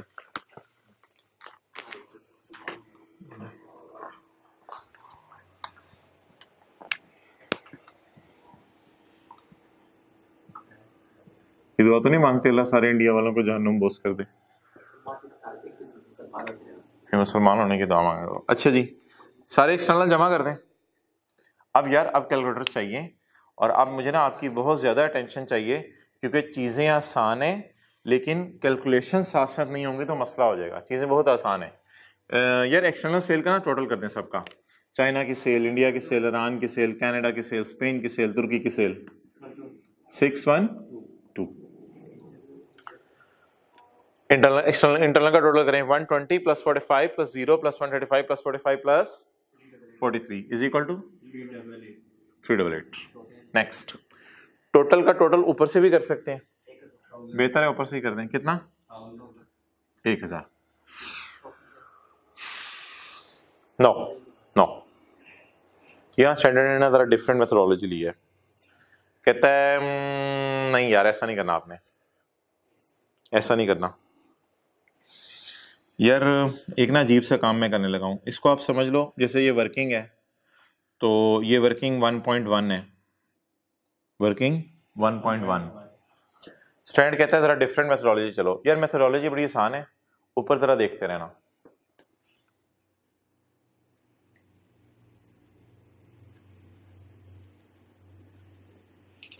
कहते हैं यार ऐसे लोगों ने राय दी थी, स्टैंडर्ड बन रहा होता है ना, लोग राय देते हैं। कुछ ने कहा यार इनको भी इसी तरह जमा कर दो। स्टैंड ने कहा मुझे लग रहा है इस तरह काफी कुछ नेट हो जाएगा, प्रॉफिट में से लॉसेस नेट हो जाएंगे। स्टैंड कहते हैं नहीं, फर्ज करो ये बैट है, बैट बैट बैट बैट, और ये बॉल्स है, बॉल बॉल, यानी पॉजिटिव और नेगेटिव। स्टैंड कहते हैं दोनों को ना अलग कर दो, दोनों को अलग कर दो, चावल अलग कर दो, चिकन अलग कर दो। फिर जिसने बोटियां डालनी हुई वो बोटी डाल लेगा बिरयानी में, जिसने चावल डालने हुए वो चावल डाल लेगा। हर एक का एक मिजाज होता है, तो चावल अलग कर दो, बोटियां अलग कर दो। तो चलें जी, ये छोटा सा एक काम पेपर में करना होगा, बड़ा आसान सा काम होगा ये। 98, सिर्फ प्रॉफिट्स लिखता हूं मैं, सिर्फ प्रॉफिट्स बुलाएं। 98 plus 47 plus 121 plus is equal to, हाँ 12 2 7 8 ना। अच्छा, लॉस 26 प्लस 15। ना ना ना ना नहीं यार, साइन जरूरी नहीं, बस लॉसेस का टोटल करना है, नेगेटिव ना लिखवाओ, छोड़ो पर। लॉसेस का टोटल 41। अच्छा यार चलो छोड़ो इसको, कि अब मैं क्या करने लगा था, छोड़ो। यहां तक बात समझ आ गई? ये किया क्यों है वो मैं थोड़ी देर में बात करता हूँ, बट इसका नो नीड्स, टोटल नहीं कर सकते थे हम, इसका टोटल नहीं करना था, इस जगह मैंने खाली छोड़ दी। आगे चलें जी, एसेट्स में कोई मसला नहीं हुआ करेगा। 3400 plus 345 plus 995 plus 3800 plus 580 plus 880, पूरा 10,000 आ गया। ओके चलें जी, अल्हम्दुलिल्लाह यहां तक हमारा वर्किंग 1 मुकम्मल हुई अलॉन्ग विद वर्किंग 1.1। अब मोहतराम कान खोल लें, आंखें खोल लें, दो आंखें नाक के ऊपर जो लगी हुई हैं और एक दिल की आंख खोलें। मोहतरम मेन काम होने लगा है। 3 फिगर्स को आपने स्टार लगाना है, पेपर में ऑब्वियसली नहीं, लेकिन प्रैक्टिस में, होमवर्क में, रिवीजन में, बस जिस दिन आई कैप का पेपर होगा ना उस दिन स्टार ना लगाइएगा, ऐसे ही अजीब सा लगेगा, लेकिन लगा भी देंगे तो मेरा नहीं ख्याल वैसे कितनी बड़ी हर्ज वाली बात है। 3 फिगर्स को आपने आप स्टार लगाना है जी। इसका नाम बताएं। टोटल सेल का टोटल पकड़ लिया आपने, टोटल सेल का टोटल। आगे चलें जी, एसेट का टोटल बताएं, इसको स्टार लगाएं। एक टोटल हम यहां भी एक्सपेक्ट कर रहे थे, लेकिन उसकी जगह हमने एक अजीब सी कैलकुलेशन कर ली, साइन इग्नोर करते हुए प्रॉफिट्स को पकड़ा, लॉसेस को पकड़ा, लेकिन लॉसेस में साइन इग्नोर करके बस ये कर दिया। यार स्टैंडर्ड कहते हैं इनमें से ना हायर उठा लो, हायर हायर हायर बता दें क्या? Profits profits. तो यार इसमें ना इस पे स्टार लगा दें, प्रॉफिट्स उठा लो। क्या वजह है, क्यों है सर ऐसा क्यों हो जाए? छोड़ो यार, हद होगी, इन चक्करों में क्यों पड़े हो। चलें जी, स्टैंडर्ड बन चुका है, जो बन चुका है वो मैं आपको पढ़ा दूं। तो मोहतरम 3 फिगर्स बताएं जो वर्किंग 1 में ख्वारी करके मैंने निकाली। नंबर 1 टोटल सेल का टोटल आ गया, एसेट्स का टोटल आ गया, और अगर बिजनेस में प्रॉफिट्स भी आ रहे हैं और लॉसेस भी आ रहे हैं। अगर तो प्रॉफिट आ रहे होते ना तो फिर मैं टोटल शायद यही कर देता, फिर कोई मसला नहीं था, फिर मैं टोटल यही कर देता। लेकिन अगर प्रॉफिट्स भी आ रहे हैं लॉसेस भी आ रहे हैं तो प्रॉफिट्स को भी नीचे बुला लो और लॉसेस को बहुत नीचे बुला लो, और दोनों को नीचे बुला के दोनों को टोटल मारो। टोटल मारते हुए साइन इग्नोर करो, साइन इग्नोर करो, खुदा के लिए साइन ना लिख देना यहाँ पे, क्योंकि हो सकता है ये 279 आ रहा हो तो फिर इसको हायर लेते। दोनों में से फिलहाल हायर क्या? 278 और 41 में से 278, इसमें से हायर को पकड़ लिया। चलें जी, अब क्या करें? अब मरीज आ गए हैं, मरीज आ गए हैं, अब इनका ब्लड टेस्ट करें, इनका शुगर टेस्ट करें और इनका डेंगू टेस्ट करें। अब ये मरीज आ गए हैं, इनके टेस्ट करना शुरू करें, टेस्ट करना शुरू करें ताकि ये डिसाइड हो सके कि किस किस मरीज को क्या क्या मसला है। तो कितने मरीज हैं हमारे? ये मरीज हैं हमारे, इनको हमने टेस्ट से गुजारना शुरू करना है। अब जी वर्किंग 2 नहीं, ये 1.1 थी ना, वर्किंग 2 का यार बड़ा मजे का नाम है। वर्किंग 2 का नाम है 10% टेस्ट। क्या नाम है जी? 10% टेस्ट से गुजारें, 10% टेस्ट। 10% किसका सर, किसका सर? और बेटा 10% टेस्ट जो 3 स्टार वाली फिगर्स लगाई हैं इनका, ये 3 स्टार वाली फिगर्स हैं इनका 10% ऑफ टोटल सेल। मैंने कहा बातें इतनी आसान है कि बस ऐसे बच्चों वाली बातें हैं। टोटल सेल कितनी है? एक मजे की बात आपको बताऊं, आप जरा थोड़ा सा विजुअलाइज करो। पिछले 20 मिनट से आप बैठे हो यार, एक बात छोड़ कैलकुलेटर, पिछले 20 मिनट से आप बैठे हो, मैं आपको ये बात तकरीबन दावे से कह सकता हूं कि आप घर में किसी बड़े बाशऊर इंसान, बड़े भाई को बुला लें, साथ बिठा लें, पिछले 25 मिनट से उसे भी समझ आ रहा होगा, क्योंकि ना मैंने डेबिट का लफ्ज बोला है ना मैंने क्रेडिट का लफ्ज बोला है। इस स्टैंडर्ड में जनरल एंट्रीज है ही नहीं, ये स्टैंडर्ड सिर्फ डिस्क्लोजर बेस्ड है, एक जनरल एंट्री नहीं है स्टैंडर्ड में। बस ब्रेकअप कर रहे हैं हम चीजों का, और माने ना माने किसी को बिठा के देख लें बेशक साथ, और लेक्चर को 20 मिनट पुराने पहले से चलाना शुरू कर दें, उसको भी चीजें समझ आ रही होंगी कि क्या चल रहा है। हाँ, कुछ ज्यादा ही उसने मसला पूछ लिया, आपसे पूछ लेगा एसेट्स क्या होता है, तो आप उसे बता देंगे यार लैंड बिल्डिंग वगैरह एसेट्स होते हैं। तो लिटिल अकाउंटिंग नॉलेज भी किसी को हो ना, इंट्रो की क्लास वाला बच्चा भी, तो बातें उसे समझ आ रही हैं। अच्छा जी, अगला टेस्ट क्या लगाने? 10% टेस्ट। 10% किसका? 1000 रुपए का नाम बोलो यार, बाकी चीजें छोड़ो। 10% किसका? टोटल सेल का। 10% प्रॉफिट्स या लॉसेस दोनों में से हायर का, जो मर्जी आप लिख लें, 10% टेस्ट प्रॉफिट स्लैश लॉसेस, जो मर्जी लिख लें।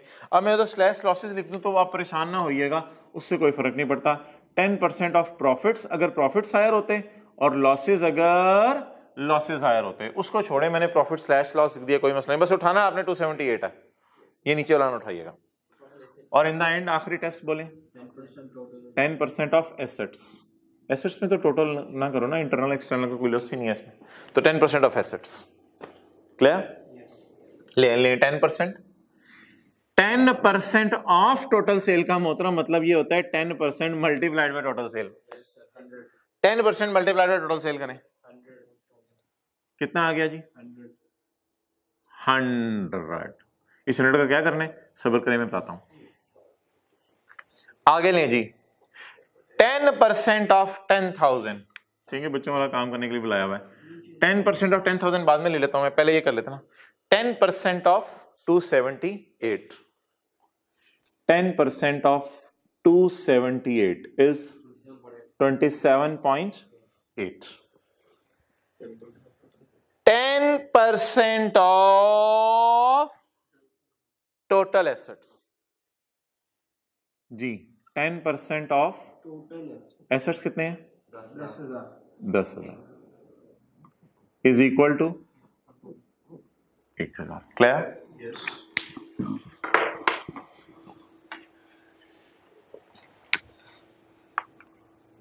चाइना, इंडिया, ईरान, नहीं सबके नाम लिखवा दो, ईरान, कनाडा, स्पेन, तुर्की। China, India, Iran, Canada, Spain, तुर्की। China, India, Iran, Canada, Spain, तुर्की। क्लियर?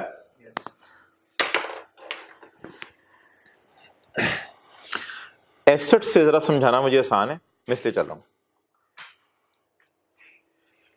बिजनेस के सारे एसेट्स का 10% है 100। क्या बिजनेस 1000, ये सॉरी 1000 एसेट से मैं चला रहा हूं। बिजनेस के सारे एसेट्स का 10% है 1000, तो 10% ऑफ 10,000 इज 1000। 1000 का अब वो काम कराने लगा हूं जो 3 से 4 क्लास का बच्चा भी कर लेता है। 1000 को कंपेयर करें 3400 से। 1000 बस क्या है सर? 1000 यार बिजनेस के सारे एसेट्स का 10% है। अच्छा चलें ठीक है जी, 1000 बिजनेस के सारे एसेट का 10% हो गया। 1000 को कंपेयर करें चाइना से, चाइना के 3400 से। जब 1000 को कंपेयर किया 3400 से, तो इसका मतलब है 10% ऑफ एसेट से भी ज्यादा एसेट चाइना में पड़े हुए हैं। तो China is material, China is material. तो चाइना को मैं लिखा रहने दे रहा हूं, क्रॉस नहीं कर रहा। अब आगे इंशाल्लाह आपको समझ आ गई है। अच्छा जी, बिजनेस के एसेट्स का 10% कितना है? 1000। दोबारा देखना, बिजनेस के एसेट्स का 10% कितने हैं? 1000। और इंडिया में कितने एसेट्स पड़े हुए हैं? मेरे ख्याल से तो बिजनेस के 10% से भी कम पड़े हुए हैं। तो 1345 से क्या है? लोअर है। इसलिए इंडिया को काट दो, ये मटेरियल नहीं है, ये मटेरियल नहीं है। नेक्स्ट।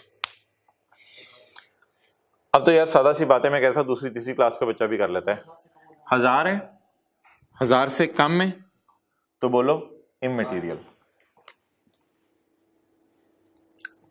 इममटेरियल। 1000 रुपया है, 1000 से इसके एसेट्स काफी ज्यादा हैं तो ये मटेरियल है, इसको नहीं काटना। अच्छा 1000 रुपया है, 1000 रुपए से ये कम है और ये भी कम है, तो ये भी कोई खास इधर एसेट्स नहीं पड़े हुए स्पेन में और तुर्की में। तो एसेट्स अगर मैं देखूं हमारे बिजनेस के, तो मेन एसेट्स हमारे बिजनेस के इस वक्त पड़े हुए हैं चाइना में और कनाडा में। तो एसेट्स के एतबार से चाइना और कनाडा डिसीजन मेकिंग के लिए बड़ा क्रूशल है। और अगर फैक्ट्री में आग लग जाए तो ओनर पहला सवाल ये पूछेगा, चाइना की फैक्ट्री में तो नहीं आग लगी? ओए कनाडा की फैक्ट्री में तो नहीं आग लगी? बाकी फैक्ट्री में आग लग जाए, को कहते हैं कोई नहीं, आग ही है छोटी सी, तो कोई पता नहीं। अच्छा लेकिन यार स्टैंडर्ड ने कहा यार खाली एसेट्स की बेस पर डिसाइड ना करो यार, सेल भी तो देखो चाइना में कितनी हो रही है, सेल भी तो देखो इंडिया में कितनी हो रही है। सेल हो सकता है ईरान की सेल बहुत ज्यादा हो, एसेट कम हो, ईरान की सेल ज्यादा हो। तो स्टैंडर्ड बड़ा बारीक बीन था, कहते खाली एसेट्स की बेस पर डिसीजन ना लो, खाली एसेट की बेस पर डिसीजन ना लो। जैसे आप याद रखें यार, आप कोई भी डिसीजन लेते हैं ना तो इस बेस पे नहीं लेते कि चलो जी हॉस्टल कॉलेज के करीब है मैं ये ले लेता हूं। आप देखते हैं यार उधर खाने का क्या इंतजाम होगा, अच्छा एसी लगाने की इजाजत देंगे अगर मैं अफोर्ड कर लूं, इस किस्म के भी सवाल। तो क्या डिसीजन लेते हुए एक फैक्टर को सामने रखा जाता है या कई फैक्टर्स को सामने रख सकते हैं? तो स्टैंडर्ड बनाने वाले ने भी यही सोचा कि यार खाली जो आपके land, buildings, plant, machinery, assets वगैरह बिजनेस के हैं ना, उनकी बेस पर डिसीजन ना लें, बल्कि आप किस बेस पर डिसीजन लें, एक और बेस लें, सेल। सेल और सेल कौन सी? टोटल। सेल कौन सी? टोटल। टोटल सेल पकड़े जी। टोटल सेल कितनी है? 1000। 1000 की जिस बिजनेस की सेल है तो उसके 10% सेल कितनी बनती है? 100। अब 100 की सेल एक थ्रेशहोल्ड आइडेंटिफाई हो गया, इसको कहते हैं थ्रेशहोल्ड। 100 का एक थ्रेशहोल्ड आइडेंटिफाई हो गया। अब पकड़ें किसको? 100 को। किसको पकड़ें? 100 को। और 100 को कंपेयर करें। यार ये स्टार जहां लगा हुआ है वहां देखना प्लीज, स्टार के सामने के ऊपर एक्सटर्नल इंटरनल में ना चले जाना। 100 को कंपेयर करें 320 से, तो चाइना की सेल तो अच्छी खासी है, चाइना को नहीं काटना। 100 को कंपेयर करें इंडिया से, तो इंडिया इधर भी फारिग हो गया, इंडिया की सेल 100 से कम है। ईरान की सेल, मैं जरा देखें, स्टार के सामने वाली फिगर्स पे उंगली रख के चल रहा हूं। ईरान की सेल 100 से कम है, तो ईरान को भी मैं क्या कर दूं? काट दूं। आगे चलें। कनाडा की सेल 100 से, एसेट भी ज्यादा थे माशाल्लाह, सेल भी अच्छी खासी होगी, इसको नहीं काटना। स्पेन की सेल और तुर्की की सेल भी 100 से अनलकीली कम है, तो स्पेन और तुर्की को इधर भी काट दें। तो वैसे काफी लंबा काम किया, लेकिन फिलहाल हम उसी नतीजे पे हैं कि चाइना और कनाडा ही मटेरियल हमारे हैं, कि सेल भी अच्छी खासी कर रहे हैं माशाल्लाह और एसेट भी अच्छे खासे हैं। अच्छा, अब आप मुझे बता दें आखिरी टेस्ट क्या है? प्रॉफिट्स वाला। इसमें ना यार आपने जब कंपैरिजन करना है ना, तो एक छोटा सा मशवरा दूंगा मैं, अगेन साइन इग्नोर कर देने। मैं ना साइन इग्नोर करके ले रहा हूं, वरना पता है आप क्या कर रहे होंगे? वरना आप कह रहे होंगे 27.8 है, वो पॉजिटिव है, ये सर नेगेटिव है, मैं कैसे कंपैरिजन करूं? इसमें भी ना साइन इग्नोर करके कंपैरिजन करना है। तो थोड़ी देर के लिए ज्यूम कर लें कोई साइन नहीं है, इसको कहते हैं एब्सोल्यूट अमाउंट से खेलना। एब्सोल्यूट यानी ऐसी दुनिया में चले जाए जहां साइन एग्जिस्ट नहीं करते, प्लस माइनस के। हाँ लेकिन प्लीज प्लस और माइनस यहां तो यूज होना था ना, कल इतनी तो लगानी है ना आपने। तो आप साइन इग्नोर करके आप कंपेयर करें। ये थोड़ी सी एक हार्ड टू क्रंच बात है, लेकिन अल्लाह का शुक्र है आसान है। अब जी उधर कितना पड़ा हुआ है? 27। 27 चरिया 8, 27 चरिया 8 से 98 क्या है? तो चाइना को काटने की जरूरत नहीं है, क्योंकि चाइना की प्रॉफिट अच्छे खासे हैं, इसके लॉसेस अच्छे खासे हैं, लेकिन मैंने कहा इस चक्कर में ना छोड़ें। 27 को कंपेयर करें 26 से, तो 26 कम है, तो इंडिया को फारग करें। फिर तो उस तरह की बातें करें, मुझे कुछ और का है। अच्छा, ईरान 47, तो इधर ओए होए होए होए होए होए, यार ईरान का तो लेवल है। ईरान में कोई एसेट ज्यादा नहीं थे, ईरान में कोई सेल ज्यादा नहीं थी, ईरान में प्रॉफिट्स कमा रहे हैं हम। और लेवल चेक कर, चाइना के तकरीबन आधे प्रॉफिट कमा रहे हैं। और 3400 के, ये तो मैं एनालिटिकल साइडों में चला गया, इतना सोच नहीं, 3400 के एसेट रख के नहीं रहे हो, और 995 के एसेट रख के 47 कमा रहे हो। बहरहाल ये बातें सीए ने नहीं सोचनी, ये सी और डिसीजन मेकर सोचेगा, आपने मत करके दे देनी है। तो मैं सीईओ के लेवल पे जाने की जरूरत नहीं, डिसीजन मेकिंग नहीं, स्टैंडर्ड में भी जाएं आप, बस आप सादा सादा फिगर से खेलना है हमारे सिलेबस में। तो आप बता दें यार, हल्की फुल्की सी थ्योरी है थोड़ी सी एंड पे, वो मैं बताऊंगा आपको। आप बता दें यार, ईरान ने तो, आप कहेंगे ना ईरान यार ज्यादा लगे, इधर आके तो तूने लुट मचा दी, बड़े प्रॉफिट कमा लिए। तो ईरान का 27 इधर से पकड़ें और इससे कंपेयर करें तो ईरान की तो अच्छे खासे प्रॉफिट्स हैं। तो यार अब इसको ना काटिएगा। हम अभी तक समझ रहे थे कि चाइना और कनाडा ही सिर्फ मटेरियल हैं, अब हमें पता चला ईरान का प्रॉफिट भी बड़ा अच्छा जा रहा है, उसका भी जरा ध्यान रखना है। नेक्स्ट, आगे आगे चलें जी। कनाडा 180, नहीं वैसे भी अच्छा जा रहा है, नहीं बोलना, यहाँ पे अलग से डिसीजन लो। 27 एज कम्पेयर टू 121, 121 बहुत ज्यादा है, और आगे 15 और 12 में तो वैसे ही जान नहीं है एज कम्पेयर टू 27। तो स्पेन और तुर्की ने तो ऐसे ही तंग किया है हमें, इसको फारिग कर दें। क्लियर? कैसा राजी सवाल? आंसर, सवाल खत्म हो गया, आंसर बता दें। क्या मोहतरम? डिसीजन हमारा काम नहीं है। हाँ इसकी नहीं नहीं नहीं नहीं नहीं नहीं नहीं नहीं बस बस बस बस आप बता दें यार ऑपरेटिंग सेगमेंट याद रखिएगा। ऑपरेटिंग सेगमेंट तो 6 थे, लेकिन मेरा सवाल है रिपोर्टेबल कितने हैं। रिपोर्टेबल का क्या मतलब है? यूजर को बताने के काबिल। रिपोर्टेबल का मतलब अगर आपने लिखना है, आपका दिल चाह रहा है, रिपोर्टेबल ऑपरेटिंग सेगमेंट का मतलब है यूजर को बताने के काबिल। अब यूजर्स को सारी डिटेल दे दें कि तुर्की में सेल कितनी हुई, स्पेन में कितनी सेल हुई, और यूजर कहेंगे चुप, वो तुर्की में सेल और स्पेन में सेल नहीं है, वो छोटी छोटी सेलियां हैं, सेलियों को छोड़ो, सेले बताओ।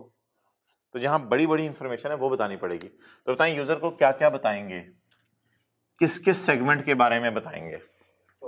नंबर 1, बोले बोले बोले बोले बोले बोले टोटल सेल के एतबार से चाइना, और इधर चाइना, ईरान और कनाडा, और इधर चाइना और, अब कुछ भी नहीं करना आपने यार, आपने सिर्फ तीनों के नाम लिख देने हैं बस।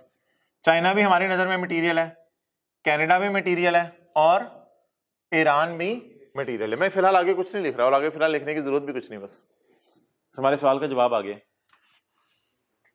ये हमारा सवाल था, बताओ कौन से ऐसे सेगमेंट्स हैं जिन्हें रिपोर्ट करें। तो थोड़ा सा लंबा काम और आसान काम करके हमने फौरन बता दिया कि ये सेगमेंट इस काबिल है कि इनको क्या करें, रिपोर्ट करें। रिपोर्ट करें किसको रिपोर्ट करें? यूजर्स ऑफ फाइनेंशियल स्टेटमेंट्स को, यूजर्स ऑफ फाइनेंशियल स्टेटमेंट्स को रिपोर्ट करें।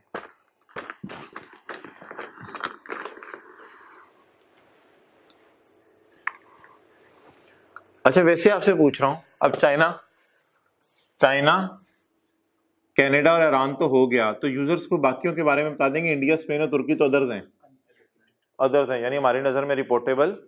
रिपोर्टेबल का क्या मतलब है उर्दू में? इस काबिल हैं कि यूजर को बताए जा सके। यहां पे बात रुकी नहीं, अब्बू ने आके कहा बेटा एक सवाल और आखिरी सवाल तेरे से और पूछ रहा हूं, तूने कॉलेज के पास हॉस्टल भी ले लिया, तूने जो है वो यहाँ पे पता चला लिया खाना भी अच्छा है या नहीं, और तूने इस हॉस्टल के अंदर ये भी पता चला लिया है यहाँ पे इंटरनेट की सहूलत भी है या नहीं, ऑनलाइन लेक्चर भी लेने पड़ते हैं। बेटा तेरी सारी बातें अपनी जगह, लेकिन ठहर जा, इधर कैसे लोग रहते हैं, सोहबत तेरी कैसी होगी, तेरा रूममेट कैसा होगा, तेरे हॉस्टल के लोग कैसे हैं, ये जरा मुझे पता करने दे। गहरी बात कर गए अब्बू, ये मुझे पता करने दे, उसके बाद डिसीजन लूंगा मैं तुझे यहाँ रहने दूंगा या नहीं। स्टैंडर्ड आके एक और चीज बोली, स्टैंडर्ड ने कहा यार एक टेस्ट और कर लो। हमने कहा हम तो रिपोर्टेबल निकाल चुके हैं यार, अब एक टेस्ट और क्या करें? कहते हैं टेस्ट और कर लो रिपोर्टेबल। उस टेस्ट में कोई और रिपोर्टेबल निकल आया, नंबर 4 पे लिख देना, नंबर 4 पे लिख देना उसको भी। हमने कहा अच्छा ठीक है। कहते हैं एक और टेस्ट करो। स्टैंडर्ड ने कहा वो मेरी तरफ से, तो हमने कहा मुझे पता है ये भी तेरी तरफ से ही दे चुके हैं हमारे, तो स्टैंडर्ड ने कहा एक और टेस्ट देता हूं वो मेरी तरफ से। Working number 3, 75% external sale test. यार मैं ग्रीन मार्कर पकड़ रहा हूं, बल्कि ब्लू पकड़ लेता हूं। 75% एक्सटर्नल सेल टेस्ट। प्लीज खुदा के लिए आखिरी क्लास तक मुझे याद कराए रखना, रेड मार्कर मैंने कहां यूज करना है और ब्लू मार्कर कहां। रेड मार्कर मैंने यूज किया था वर्किंग 2 में, 1 2 3। वर्किंग 2 में 10% टेस्ट में, 10% टेस्ट के लिए मैंने रेड मार्कर यूज किया था। अब मैंने कौन सा मार्कर पकड़ा है? ब्लू। और मैं कौन सी सेल पे टेस्ट लगाने लगा हूं? एक्सटर्नल सेल पे। कौन सी सेल पे? और कौन सा टेस्ट? 70। सर ये क्या है 75% टेस्ट? छोड़ो यार, आप मुझे ये बताओ इस टेस्ट की बुनियाद पर कौन कौन सी चीजें जरा बाहर निकली हैं, ये जरा हिम्मत करके बताओ। इस टेस्ट की बुनियाद पर कौन सी चीजें बाहर निकली हैं? और बोलना यार, चाइना टेस्ट 2, वर्किंग 3 हो ही नहीं सकती जब तक वर्किंग 2 ना हो जाए। Working 3 is dependent on working 2। Working 2 हुआ करेगी इंशाल्लाह पेपर में, फिर वर्किंग 3 होगी, और वर्किंग 2 से पहले वर्किंग 1 करनी पड़ेगी। तरतीब सारी इस तरह चलेगी। और तीसरा जी ईरान। यार अभी ये छोड़ो, 75% का लफ्ज मैं उड़ा रहा हूँ, टेस्ट का लफ्ज भी उड़ा रहा हूँ। इन तीनों की मुझे बता दो एक्सटर्नल सेल, इन तीनों की एक्सटर्नल सेल बता दो। 200, इन तीनों की एक्सटर्नल बतानी है, टोटल नहीं भी मैं पूछ रहा हूँ। इन तीनों की एक्सटर्नल अपनी अपनी बताओ। 200, 195, 90। 200, 195, 90। क्या जवाब आया?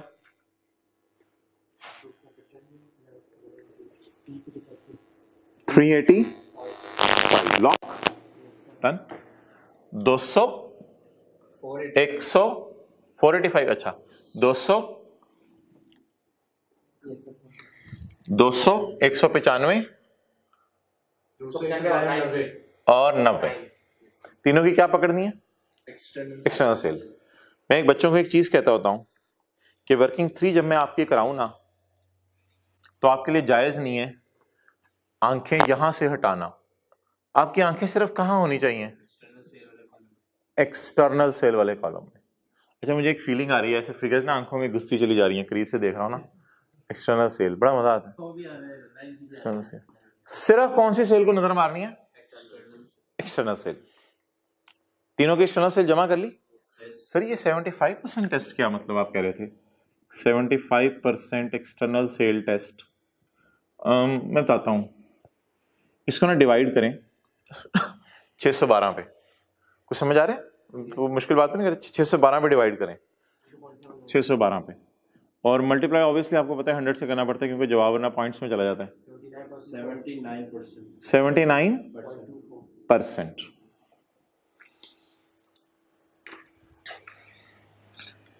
टेस्ट पास हो गए।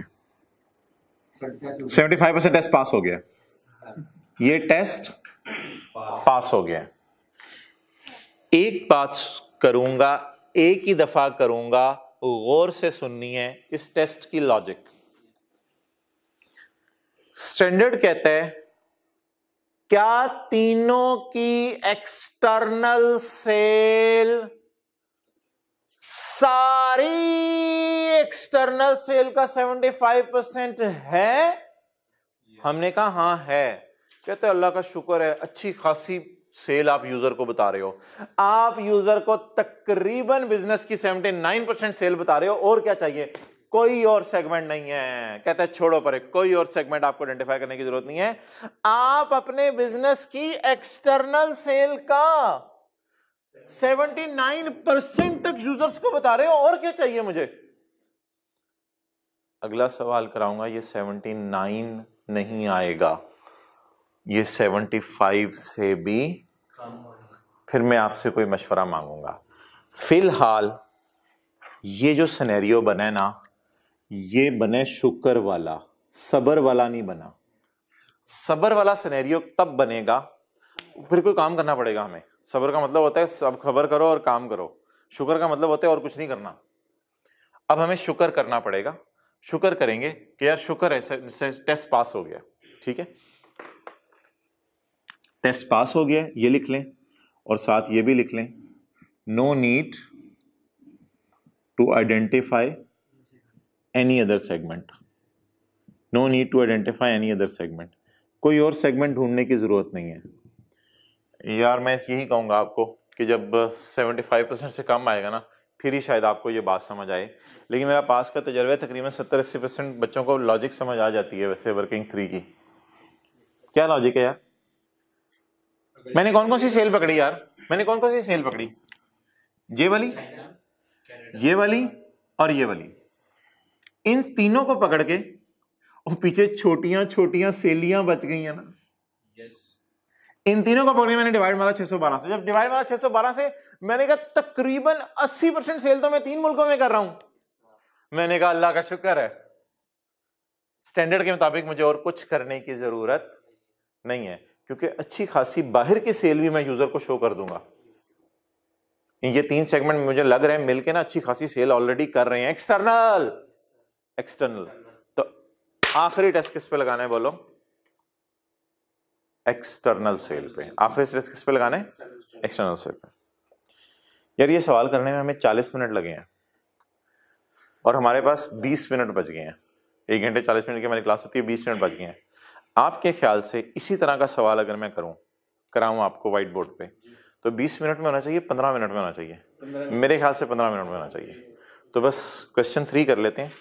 वीडियो पॉज करके आप हजरात ने करना है तो आपकी मर्जी है, जो ऑनलाइन वाले हैं वीडियो पॉज करके करना है, वीडियो पॉज करके आप खुद ही कर लें, वरना मैं आपको जो है वो करा देता हूँ। क्वेश्चन 3 यहाँ तक नोट कर लें, बस हमारा सवाल मुकम्मल हो गया।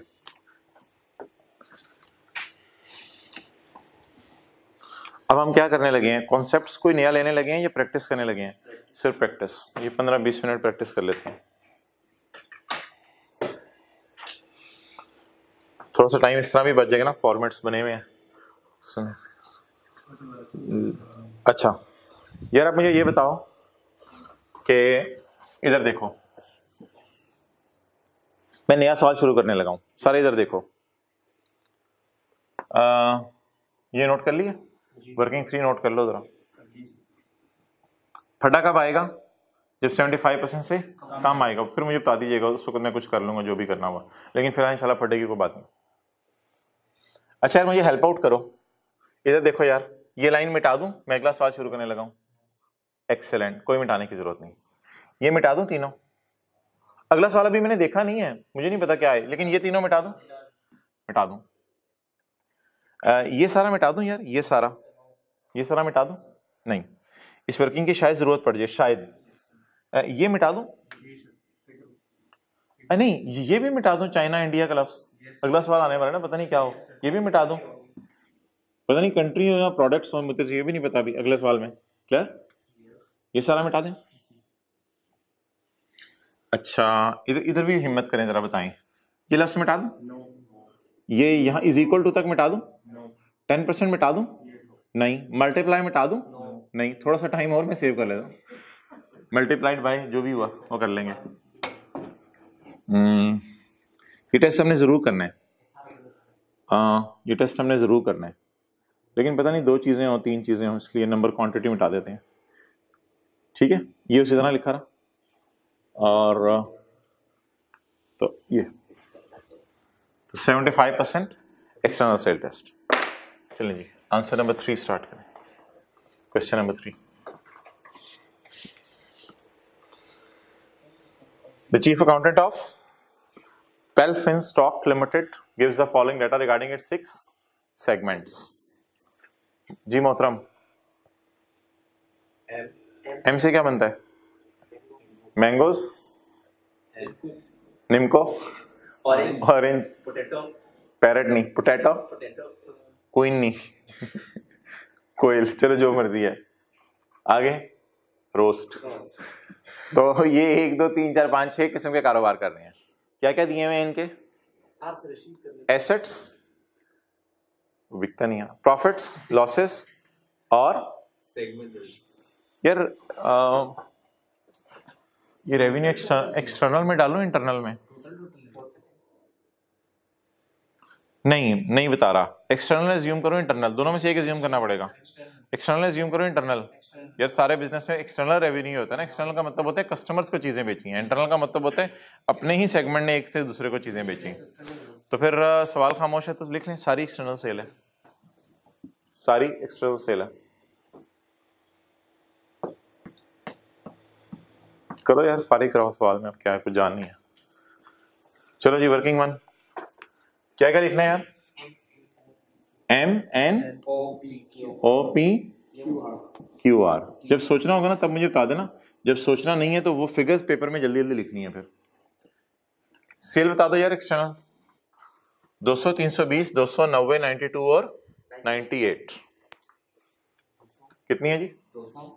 200, 320, 200, 90, 92, 98। अच्छा, इंटरनल सेल सवाल में गिवन नहीं है, ठीक है जी। जीरो भी, टोटल भी यही आ जाएगा बिल्कुल।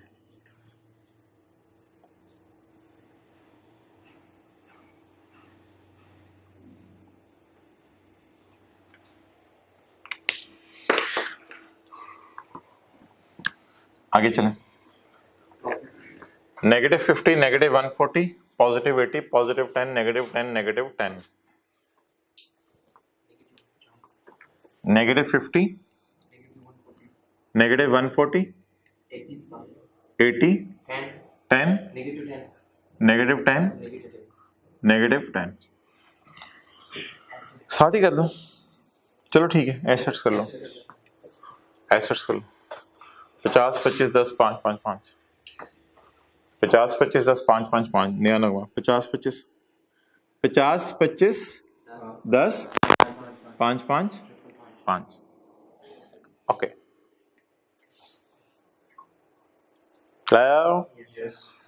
टोटल टोटल 200 जमा 320 जमा 200 जमा 90 जमा 92 जमा 98, 1000। यार ऐसी राउंड राउंड सी फिगर्स आ रही है, मजा नहीं आता वैसे। 1203 रुपए इस तरह की फिगर्स आनी चाहिए। अच्छा, 1000 पे आ गया जी। इंटरनल सेल 0, टोटल सेल का टोटल 1000। लॉसेस थले आओ, लॉसेस थले आओ, नहीं आना चल थले। हाँ जी मैं आ रहा हूँ। 50, 140, 10, 10, 200। प्रॉफिट्स जी, प्रॉफिट्स नीचे आओ। जी जी जी हमारे क्या यहाँ ना ब्रेक लग गई थी, क्योंकि हम टोटल करते करते ना इसका टोटल भी करना चाह रहे थे, लेकिन यहाँ ब्रेक लग गई थी।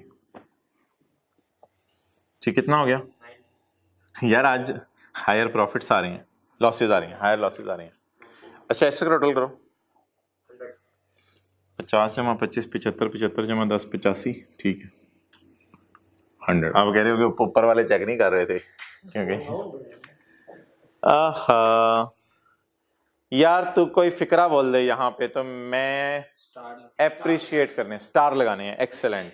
लेकिन मैं कोई और भी आगे सुनना चाह रहा हूँ, स्टार लगाने हैं आगे, टोटल सेल के साथ वो भी सही है। कोई और फिक्रा भी मैं सुनना चाह रहा हूँ, ब्लू मार्कर पकड़े, ये सुनना चाह रहा था। ये मैं जरा था आप लोगों में से कोई बोल दे कौन सा मार्कर पकड़े जी? ब्लू। रेड मार्कर फिर मैं बताऊंगा क्या करना है, रेड मार्कर का बाद में देखेंगे। ब्लू मार्कर पकड़े, ब्लू मार्कर पकड़ के 3 स्टार लगाने हैं। एक किसके सामने? टोटल सेल के सामने। एक प्रॉफिट्स या लॉसेस को जो अलग किया है इनमें से जो हायर है उसके सामने, और इन द एंड एसेट्स के टोटल के सामने। कितना हो गया जी? 100। और कोई जज्बाती नहीं होना कि वर्किंग 3 भी आनी है तो कुछ कर लें तैयारी। छोड़ो यार वर्किंग 3, जितने पहले मार्क्स लेने हैं वो तो लेना 10% टेस्ट परफॉर्म करके, तो बस वर्किंग 2 करें। टोटल सेल कितनी है? 1000। इधर देखो जरा व्हाइट बोर्ड पे, 1000 का कितना लेना है? 10%। 1000 का 10%। 1000 का 10% कितने रुपए आ जाएगा? 100 रुपए। अच्छा, नेक्स्ट। एसेट्स कितने हैं टोटल? एसेट्स का कितने परसेंट लेना है? 10%। कितना आ गया? 10। प्रॉफिट्स या लॉसेस में से प्रॉफिट्स हायर है, लॉसेस लॉस, इसलिए मैंने स्टार यहां लगाया हुआ है। 210 को पकड़ेंगे और 210 को पकड़ के इसका 10% ले लेंगे। 20 साइंस के चक्कर में नहीं पड़ना कि प्रॉफिट है या लॉस है, तो 21। क्लियर? अब याद है क्या किया था? वैसे तो जो मैंने लिखा था ना MNOPQR, वो लिखना जरूरी नहीं होता। MNOPQR आपको समझने के लिए लिखा था, ना भी लिखें तो पेपर में कोई हर्ज नहीं होगा। मैं मेन हमने आइडेंटिफाई करना है कि क्या कौन कौन सा इस काबिल है। बहरहाल लिखने तो लिख लें, आदत पड़ी हुई है। MNOPQR MN। अब तीसरी क्लास वाले बच्चे वाला काम करें, दो फिगर्स को क्या करें? कंपेयर करें। किन किन फिगर्स को पकड़ें जी? 100 रुपया, 100 रुपए की बनिस्बत 100। अब ठीक है, अब ऊपर से चलो। यार टोटल सेल देखनी है खुदा के लिए, खुदा के लिए इस लाइन में देखने, बिल्कुल गलत है। उधर क्यों देखने, कॉन्सेप्ट खराब करने अपना। टोटल सेल को देखना सिर्फ। ये जब 10% टेस्ट ऑफ टोटल सेल लगाने ना, तब आपने झुक के इधर देखा करना है। 10% टेस्ट ऑफ टोटल सेल 200 100 से ज्यादा, अच्छा 320 100 से ज्यादा, 200 के 100 से ज्यादा, लेकिन ये तीनों कम, काट दें इन तीनों को। ये इस काबिल नहीं है कि इनको रिपोर्ट किया जा सके, मटेरियल से हैं। नेक्स्ट आगे चलें। आप तो साथ साथ करो। 10% प्रॉफिट या लॉसेस कितने हैं? ये 210। इसका कितने परसेंट ले चुके हैं हम? कितना आ चुका है? 21। अब आप आंखें यहां रखें, चलो मिटा दो, मिटाने हैं साइन, साइन कंफ्यूज करेंगे। 21 को 50 से कंपेयर किया, 50 अच्छा खासा है। ये 21 से कंपेयर करें, ये भी अच्छा खासा ज्यादा है, ये भी अच्छा खासा ज्यादा है, ये तीनों 21 से कम है। क्लियर? अब जब ये तीनों 21 से कम है, इन तीनों को काट दें, क्योंकि 21 की बनिस्बत 10 कुछ भी नहीं है, तो ये इमटेरियल से हैं। वो तीसरी क्लास के बच्चे का काम 2 फिगर्स का है और उनमें से देखनी है बड़ी कौन सी है, छोटी कौन सी है। नेक्स्ट किसको पकड़ना है? एसेट्स को। एसेट्स को पकड़ के कंपैरिजन शुरू करना है। एसेट्स को पकड़ के जब मैंने कंपैरिजन शुरू किया तो 10 रुपए से कंपैरिजन करना है, तो 50 भी ज्यादा है, 25 भी ज्यादा है, इसको बराबर वाले को भी लेंगे। ये सर में 10% टेस्ट है, 10 और मोर। 10% टेस्ट है, 10 और मोर। ये ना 10 और मोर है टेस्ट, यानी 10% वाले को भी आपने लिया करना है। तो इन तीनों को ले लें और इन तीनों को काट दें। इस सवाल में तो बस सेम ही रहा, तीनों टेस्ट लगा के एक ही नतीजे पे पहुंचे हैं कि कितने रिपोर्टेबल सेगमेंट है? 3, M N O। क्लियर? तो यहां तक सोल्यूशन करें ताकि इतने जो मार्क्स मेहनत की है वो मिले आपको। यहां तक सोल्यूशन करें जी। Reportable segments are M N O। ये हमारे क्या हैं जी? रिपोर्टेबल। उर्दू में क्या मतलब होगा? यूजर को बताने के काबिल है, जो यूजर को बताने के काबिल है। MNO। ओके जी, चलें आगे। अगला कौन सा टेस्ट लगाना है? 75%। अल्लाह करे जवाब 75% ज्यादा आ जाए, ना भी आया तो कुछ देख लेंगे, फिर मेहनत थोड़ी सी कर लेंगे। फिलहाल ऐसा करता हूं मैं, आपकी कंफ्यूजन ना हो, मैं सिर्फ लफ्ज क्या लिख दूं? External sale. और यार मुझे ये लग रहा है, मारना तो नहीं पड़ेगा आपको, मुझे ये लग रहा है यहां पे मैंने ब्लू मार्कर लगाया था और पहले मैंने रेड मार्कर लगाया था। तो बताना था ना यार, बताया था कि यहां रेड लगाएं। ओहो, चलो खैर है यार, कोई मसला नहीं। रेड ब्लू के चक्कर में अब क्या पढ़े।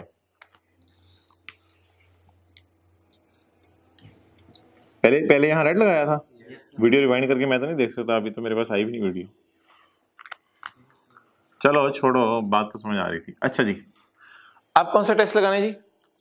एक्सटर्नल सेल वाला। नहीं 75% एक्सटर्नल सेल टेस्ट छोड़ो, आप कौन सा टेस्ट लगाना है? External sale. अधूरी सी बात करो, एक्सटर्नल सेल। एक्सटर्नल सेल पकड़ो यार, कौन कौन सी है? एक्सटर्नल सेल है M की, N की और वही जो 3 ऊपर पकड़े हैं बड़े बड़े, इनकी एक्सटर्नल सेल पकड़ो। M की सेल एक्सटर्नल, यहां देखना, M की सेल, N की, और यहां पे मेरी आईज है, और O की 200। कितनी?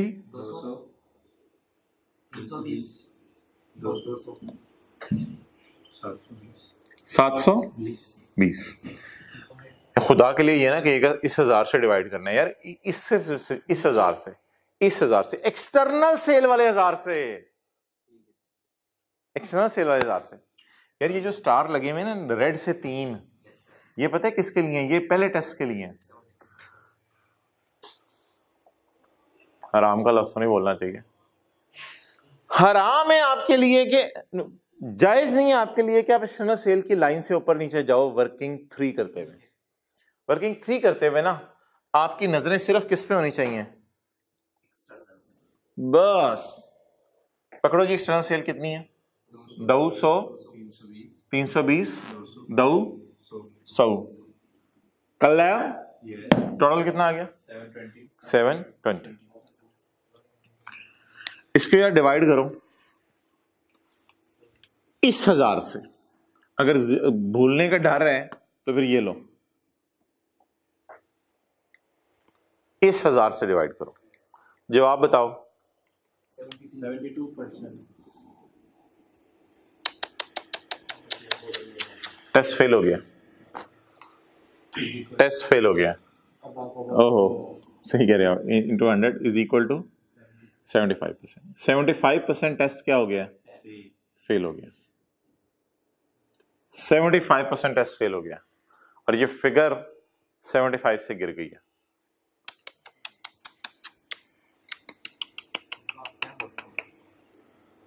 अब ना आपने हिम्मत करके, अच्छा वैसे ये बता दें यार किस किस की सेल उठा ली है, ओके।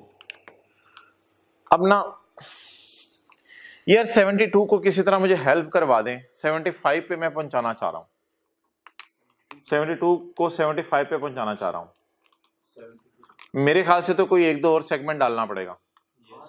72 को 75 पे पहुंचाने के लिए कोई एक दो सेगमेंट और डालना पड़ेगा, बता दें कोई एक दो सेगमेंट और डलवा दें।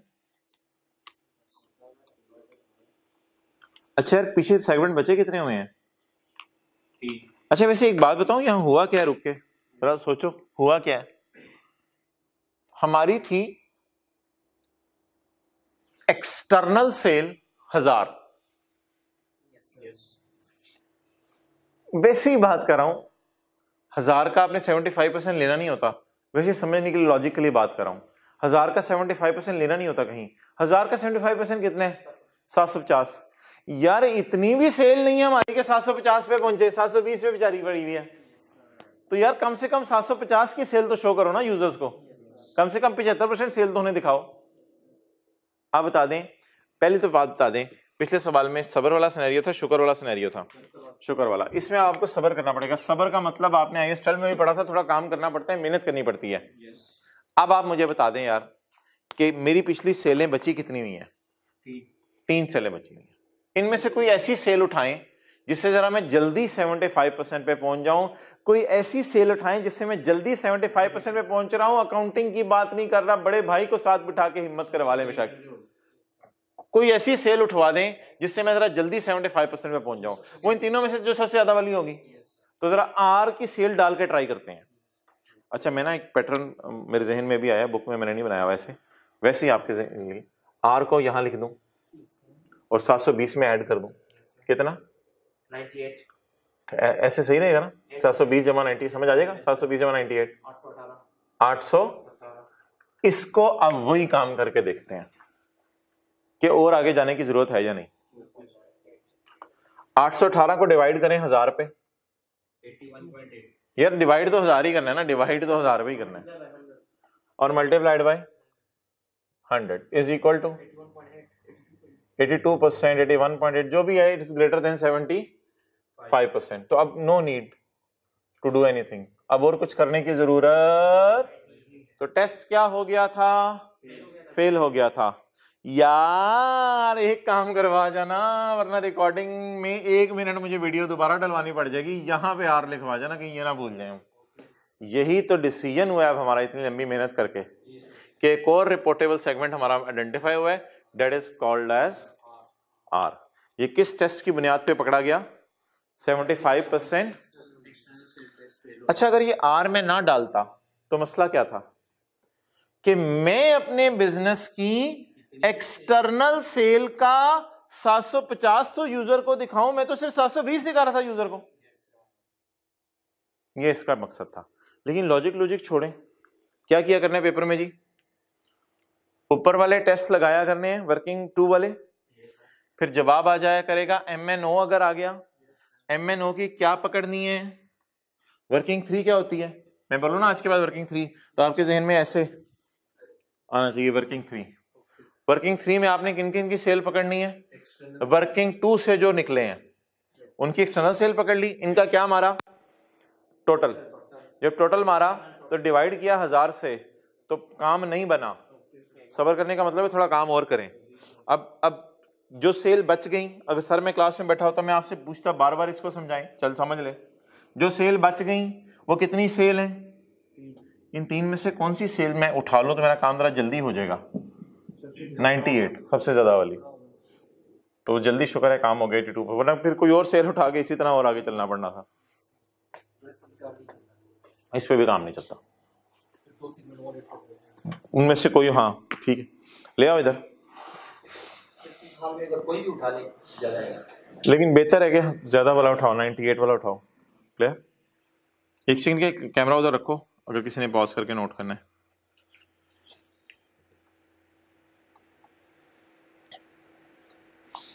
सर वैसे ये क्या बात हुई, 1 घंटा 45 मिनट का लेक्चर जो है वो हो गया है, और अब आप जो है वो कह रहे हैं कि IS 41 के जो MCQs होमवर्क में दिए हैं वो कराने हैं। हद हो गई यार। वैसे आ जाओ यार अबू बकर, देखी जाएगी यार अब जो होता है। क्या होगा अब?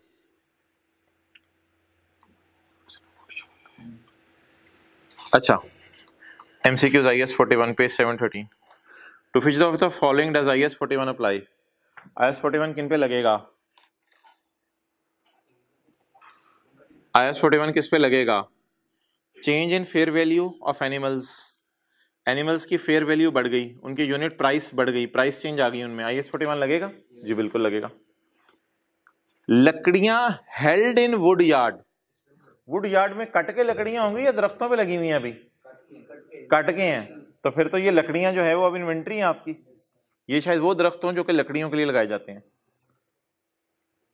पेज 714।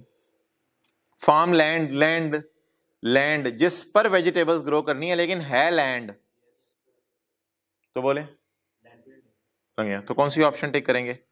1 ओनली। ऑप्शन 4 रहते हैं। The cost of developing a new type of seed. यार डेवलप कर रहे हैं सीड, थोड़ी देर के लिए सोचो। और विच इज रेजिस्टेंट टू मुख्तलिफ किस्म की डिजीजेस। डेवलप कर रहे हैं सीड, सीड डेवलप हो रहा है। यार खुदा के लिए, सीड जो है जमीन के अंदर सीड डाल के डेवलप नहीं होता।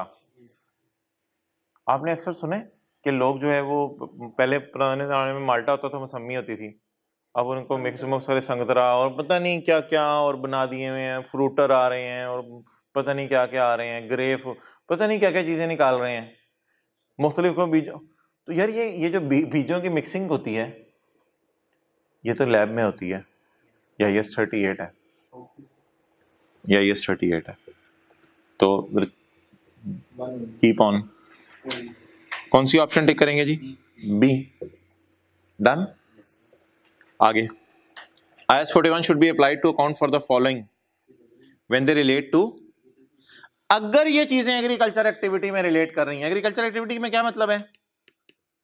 या सेल के लिए रखी हुई है, या बेबीज के लिए रखी हुई है, या इनसे कोई एग्रीकल्चरल प्रोड्यूस आनी है। अच्छा जी, IS 41 should be applied to biological asset, living animal and plant. Yes. IS 41 should be applied to agricultural point at the point of harvest. IS 41 should be applied to certain government grants या all? Yes. IS 41 should be applied to land. IS 41 should be applied to intangibles. No. आगे चलें। IS 41 is applied to agricultural produce before harvest, at harvest, after harvest, before, during and after harvest, at point of harvest. Scope para पहला था standard का। Agricultural activity is the management of biological transformation for biological asset. यार agricultural activity क्या होती है? For sale, into agriculture produce, into additional biological assets. ये agriculture activity तीनों है। एग्रीकल्चर एक्टिविटी की डेफिनेशन जाके पढ़ लीजिएगा। Identify whether the following items would be counted for under IS 41। ये चीजें IS 41 में जाएंगी। भाई गाय रखी हुई है हमने दूध के लिए, IS 41 में जाएगी? जाएगी। गाय को ले जाए। Milk eight point of harvest जाएगा? मिल्क से चीज बनी है। यार चीज तो वो 3 कॉलम याद है? बायोलॉजिकल एसेट, एग्रीकल्चर प्रोड्यूस और प्रोसेस आफ्टर हार्वेस्ट वाली में आती है। तो ये तो नहीं, चीज तो इन्वेंट्रीज में जाएगी, चीज तो चीज ही होती है बच्चों वाली। Sorry. Point 6, agricultural activity covers a diverse range of activities. यार रेजिंग लाइफ स्टॉक में कौन सी एग्रीकल्चर एक्टिविटी है? रेजिंग लाइफ स्टॉक शायद सेल करना हो आपने या मिल्क निकालना हो, ठीक है। फॉरेस्ट्री, जंगलात, ये भी एग्रीकल्चरल एक्टिविटी है। हो सकता है आपने लकड़ी के लिए दरख्त लगाए हैं, उनको काटना हो। एनुअल, सालाना और परनियल क्रॉपिंग। परनियल कोई 2 साल बाद भी फसल दे देती हैं, कुछ होती हैं। एनुअल और परनियल क्रॉपिंग। तो यार परनियल क्रॉपिंग में ना, अब पता है बच्चे क्या कहते हैं सर? नहीं, बच्चे कहते हैं कि सर परनियल क्रॉपिंग जो है ना, ये तो हमें लग रही है जैसे मैंगो ट्रीज हैं, 4 साल 5 साल ट्री लगा रहेगा। एनुअल क्रॉपिंग तो है ना, आलू, याद है? आलू, वीट 2-4-6 महीने बाद उतार लिए। यार परनियल क्रॉपिंग में तो ये भी आ सकता है ना। देखो परनियल क्रॉपिंग में आपने दरख्त लगाया, 4 साल बाद दरख्त खड़ा हो गया, आपने उसको काटा और लकड़ी बना ली। अब ये तो हर साल, ये तो बीरल प्लांट नहीं है।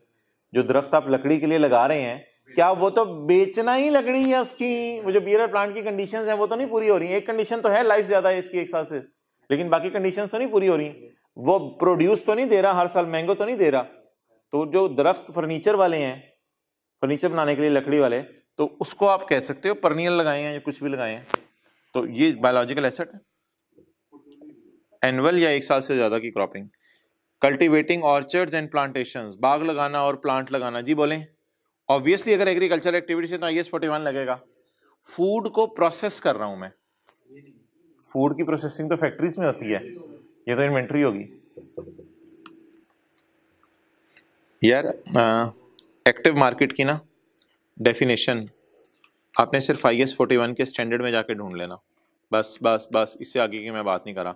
हमारी बुक में नहीं दी हुई, मेरे ख्याल से ना ICAP की किताब में भी नहीं दी हुई, पता नहीं MCQ में गलती से डल गई है। एक्टिव मार्केट डेफिनेशन पढ़ लेना, उसमें से एक चौथी चीज़ ना फजूल होती, ये अजीब सी डाली हुई है, the market trades every day. ये एक ऐसे ना बोंगी सी मारी हुई है, इसने स्टैंडर्ड में कोई लाइन नहीं लिखी हुई। हाँ तो ये पहली 3 है, लेकिन छोड़े पर ये जाके कहीं पढ़ी थी हमने, पता नहीं। Point 8, N undertaking should record a biological assets or agricultural produce only when undertaking controls the assets, future benefits will flow and fair value or cost can be measured reliably। ये किताब का कौन सा पेज है 715। Sir? हमें कैसे पता चला ये किताब का कौन सा पेज है भाई? रिकॉर्ड, रिकॉग्निशन, रिकॉग्निशन पूछ रहे हैं, मेजरमेंट पूछ रहा है। पेज नंबर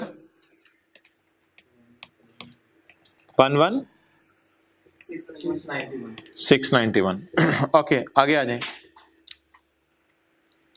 यार प्लूटो ओन कर रहे 1 year old herd of cattle on यकम जनवरी को 1 year old cattle held कर रहा है, recognized in financial statements at 140। at 31 December the fair value of 2 year old herd of cattle is 170, cost to seller 5। what is the correct amount at 31 December? Closing पूछ रहे हैं, opening पूछ रहे हैं? तो क्लोजिंग तो आप fair value minus cost to sell, और 165 का गेन कहां जाएगा? P&L में। 170 तो गलत है ना नीचे, ऑप्शन बी।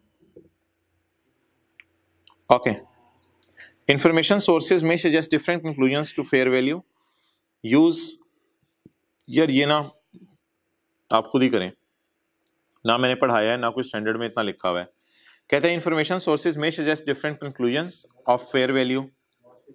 फेयर वैल्यू कौन सी यूज करें? मोस्ट रिलायबल या काफी सारी? अगर फेयर वैल्यूज यूज करनी है तो मोस्ट रिलायबल यूज करें, लोएस्ट यूज करें, एवरेज यूज करें, या none of the above? Most reliable. अच्छा जी, यार कंडीशनल ग्रांट कब रिकॉर्ड होती है? कंडीशनल ग्रांट ज़बानी बताएं। Only when conditions are met. और जरा MCQ 13 में आए, अनकंडीशनल ग्रांट कब रिकॉर्ड होती है? ना रिसीव हो जाती है, बोंगी है। When becomes receivable, when becomes receivable. अच्छा जी 12, अ गेन और लॉस में rise on initial recognition of biological asset.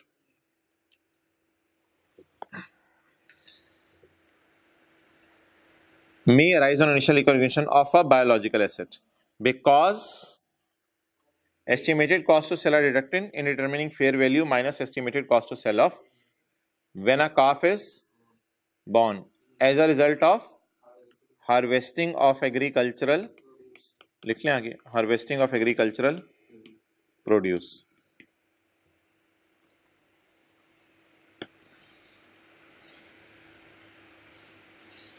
यार इसमें ना एमसीक्यू में मसला था, ईकैप से मैंने रिक्वेस्ट की थी, उन्होंने इसको सोल्यूशन अब सही कर दिया है।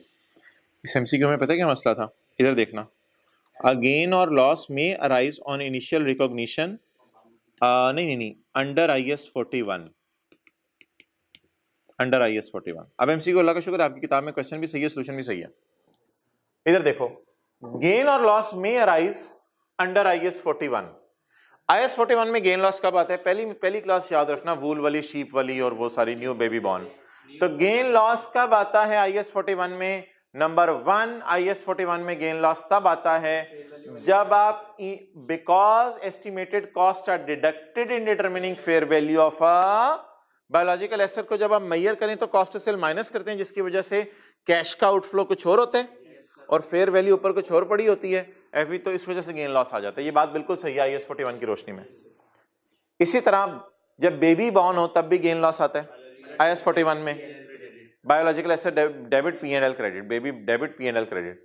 और जब एट पॉइंट ऑफ हार्वेस्ट, मतलब है इसका एट पॉइंट ऑफ हार्वेस्ट भी गेन आता है, वूल डेबिट P&L क्रेडिट, ये 3 मौकों पे गेन आता है या लॉस आता है, जो भी है। अब ये सवाल में तीनों ऑप्शंस टिक होनी चाहिए, लेकिन सवाल ही कुछ और है। सवाल कह रहे हैं बायोलॉजिकल एसेट पे कब गेन लॉस आता है। यार ये तो एग्रीकल्चरल प्रोड्यूस पे आ रहा है तीसरा वाला, इसलिए इसके ऑप्शन टिक होंगे सिर्फ 1 और 2। समझ आई? तो वो आई के अपने पिछली जो किताब थी उसमें गलती से इसको भी टिक किया हुआ था, लेकिन जब ये मैं लफ्ज़ ऊपर बंदा पढ़ते थे ना बच्चे, तो बच्चे भी अक्सर कहते थे ये क्या लिखा हुआ है, ऊपर तो कुछ और लिखा हुआ है, पता नहीं आप लोग इतने बारीक भी हैं या नहीं। तो ऊपर उसने क्या पूछा हुआ है कि लिविंग एनिमल और प्लांट्स के ऊपर कब गेन लॉस, बायोलॉजिकल एसेट की डेफिनेशन याद है, लिविंग एनिमल और प्लांट, लिविंग एनिमल और प्लांट पे कब गेन लॉस आने, उसने ये पूछा हुआ है या उसने ये पूछा हुआ है कि IS 41 में कब गेन लॉस आने? तो ये तो एग्रीकल्चर प्रोड्यूस है, इस पे भी मैंने माना गेन लॉस आता है, लेकिन IS 41 की रोशनी में आता है, ना कि बायोलॉजिकल एसेट इसे कह देंगे। क्लियर? ठीक है जी, ओवर, खत्म करो, ऐसे परेशान ना हो जाए बच्चे। बाकी भी शक सारे MCQ कर लें जो भी रह गए हैं, अगर कुछ छुड़वाए थे मैंने कोई तो छोड़ें, सारे कर लें। अब मैं सारे लिख दूंगा होमवर्क में। और वीडियो ऑन। अच्छा यार ये ना क्या कहते हैं, वो मैंने पैरा नंबर स्टैंडर्ड के मेरे लैपटॉप में आगे पीछे हुए थे, आपकी बुक में भी माजरत नहीं है।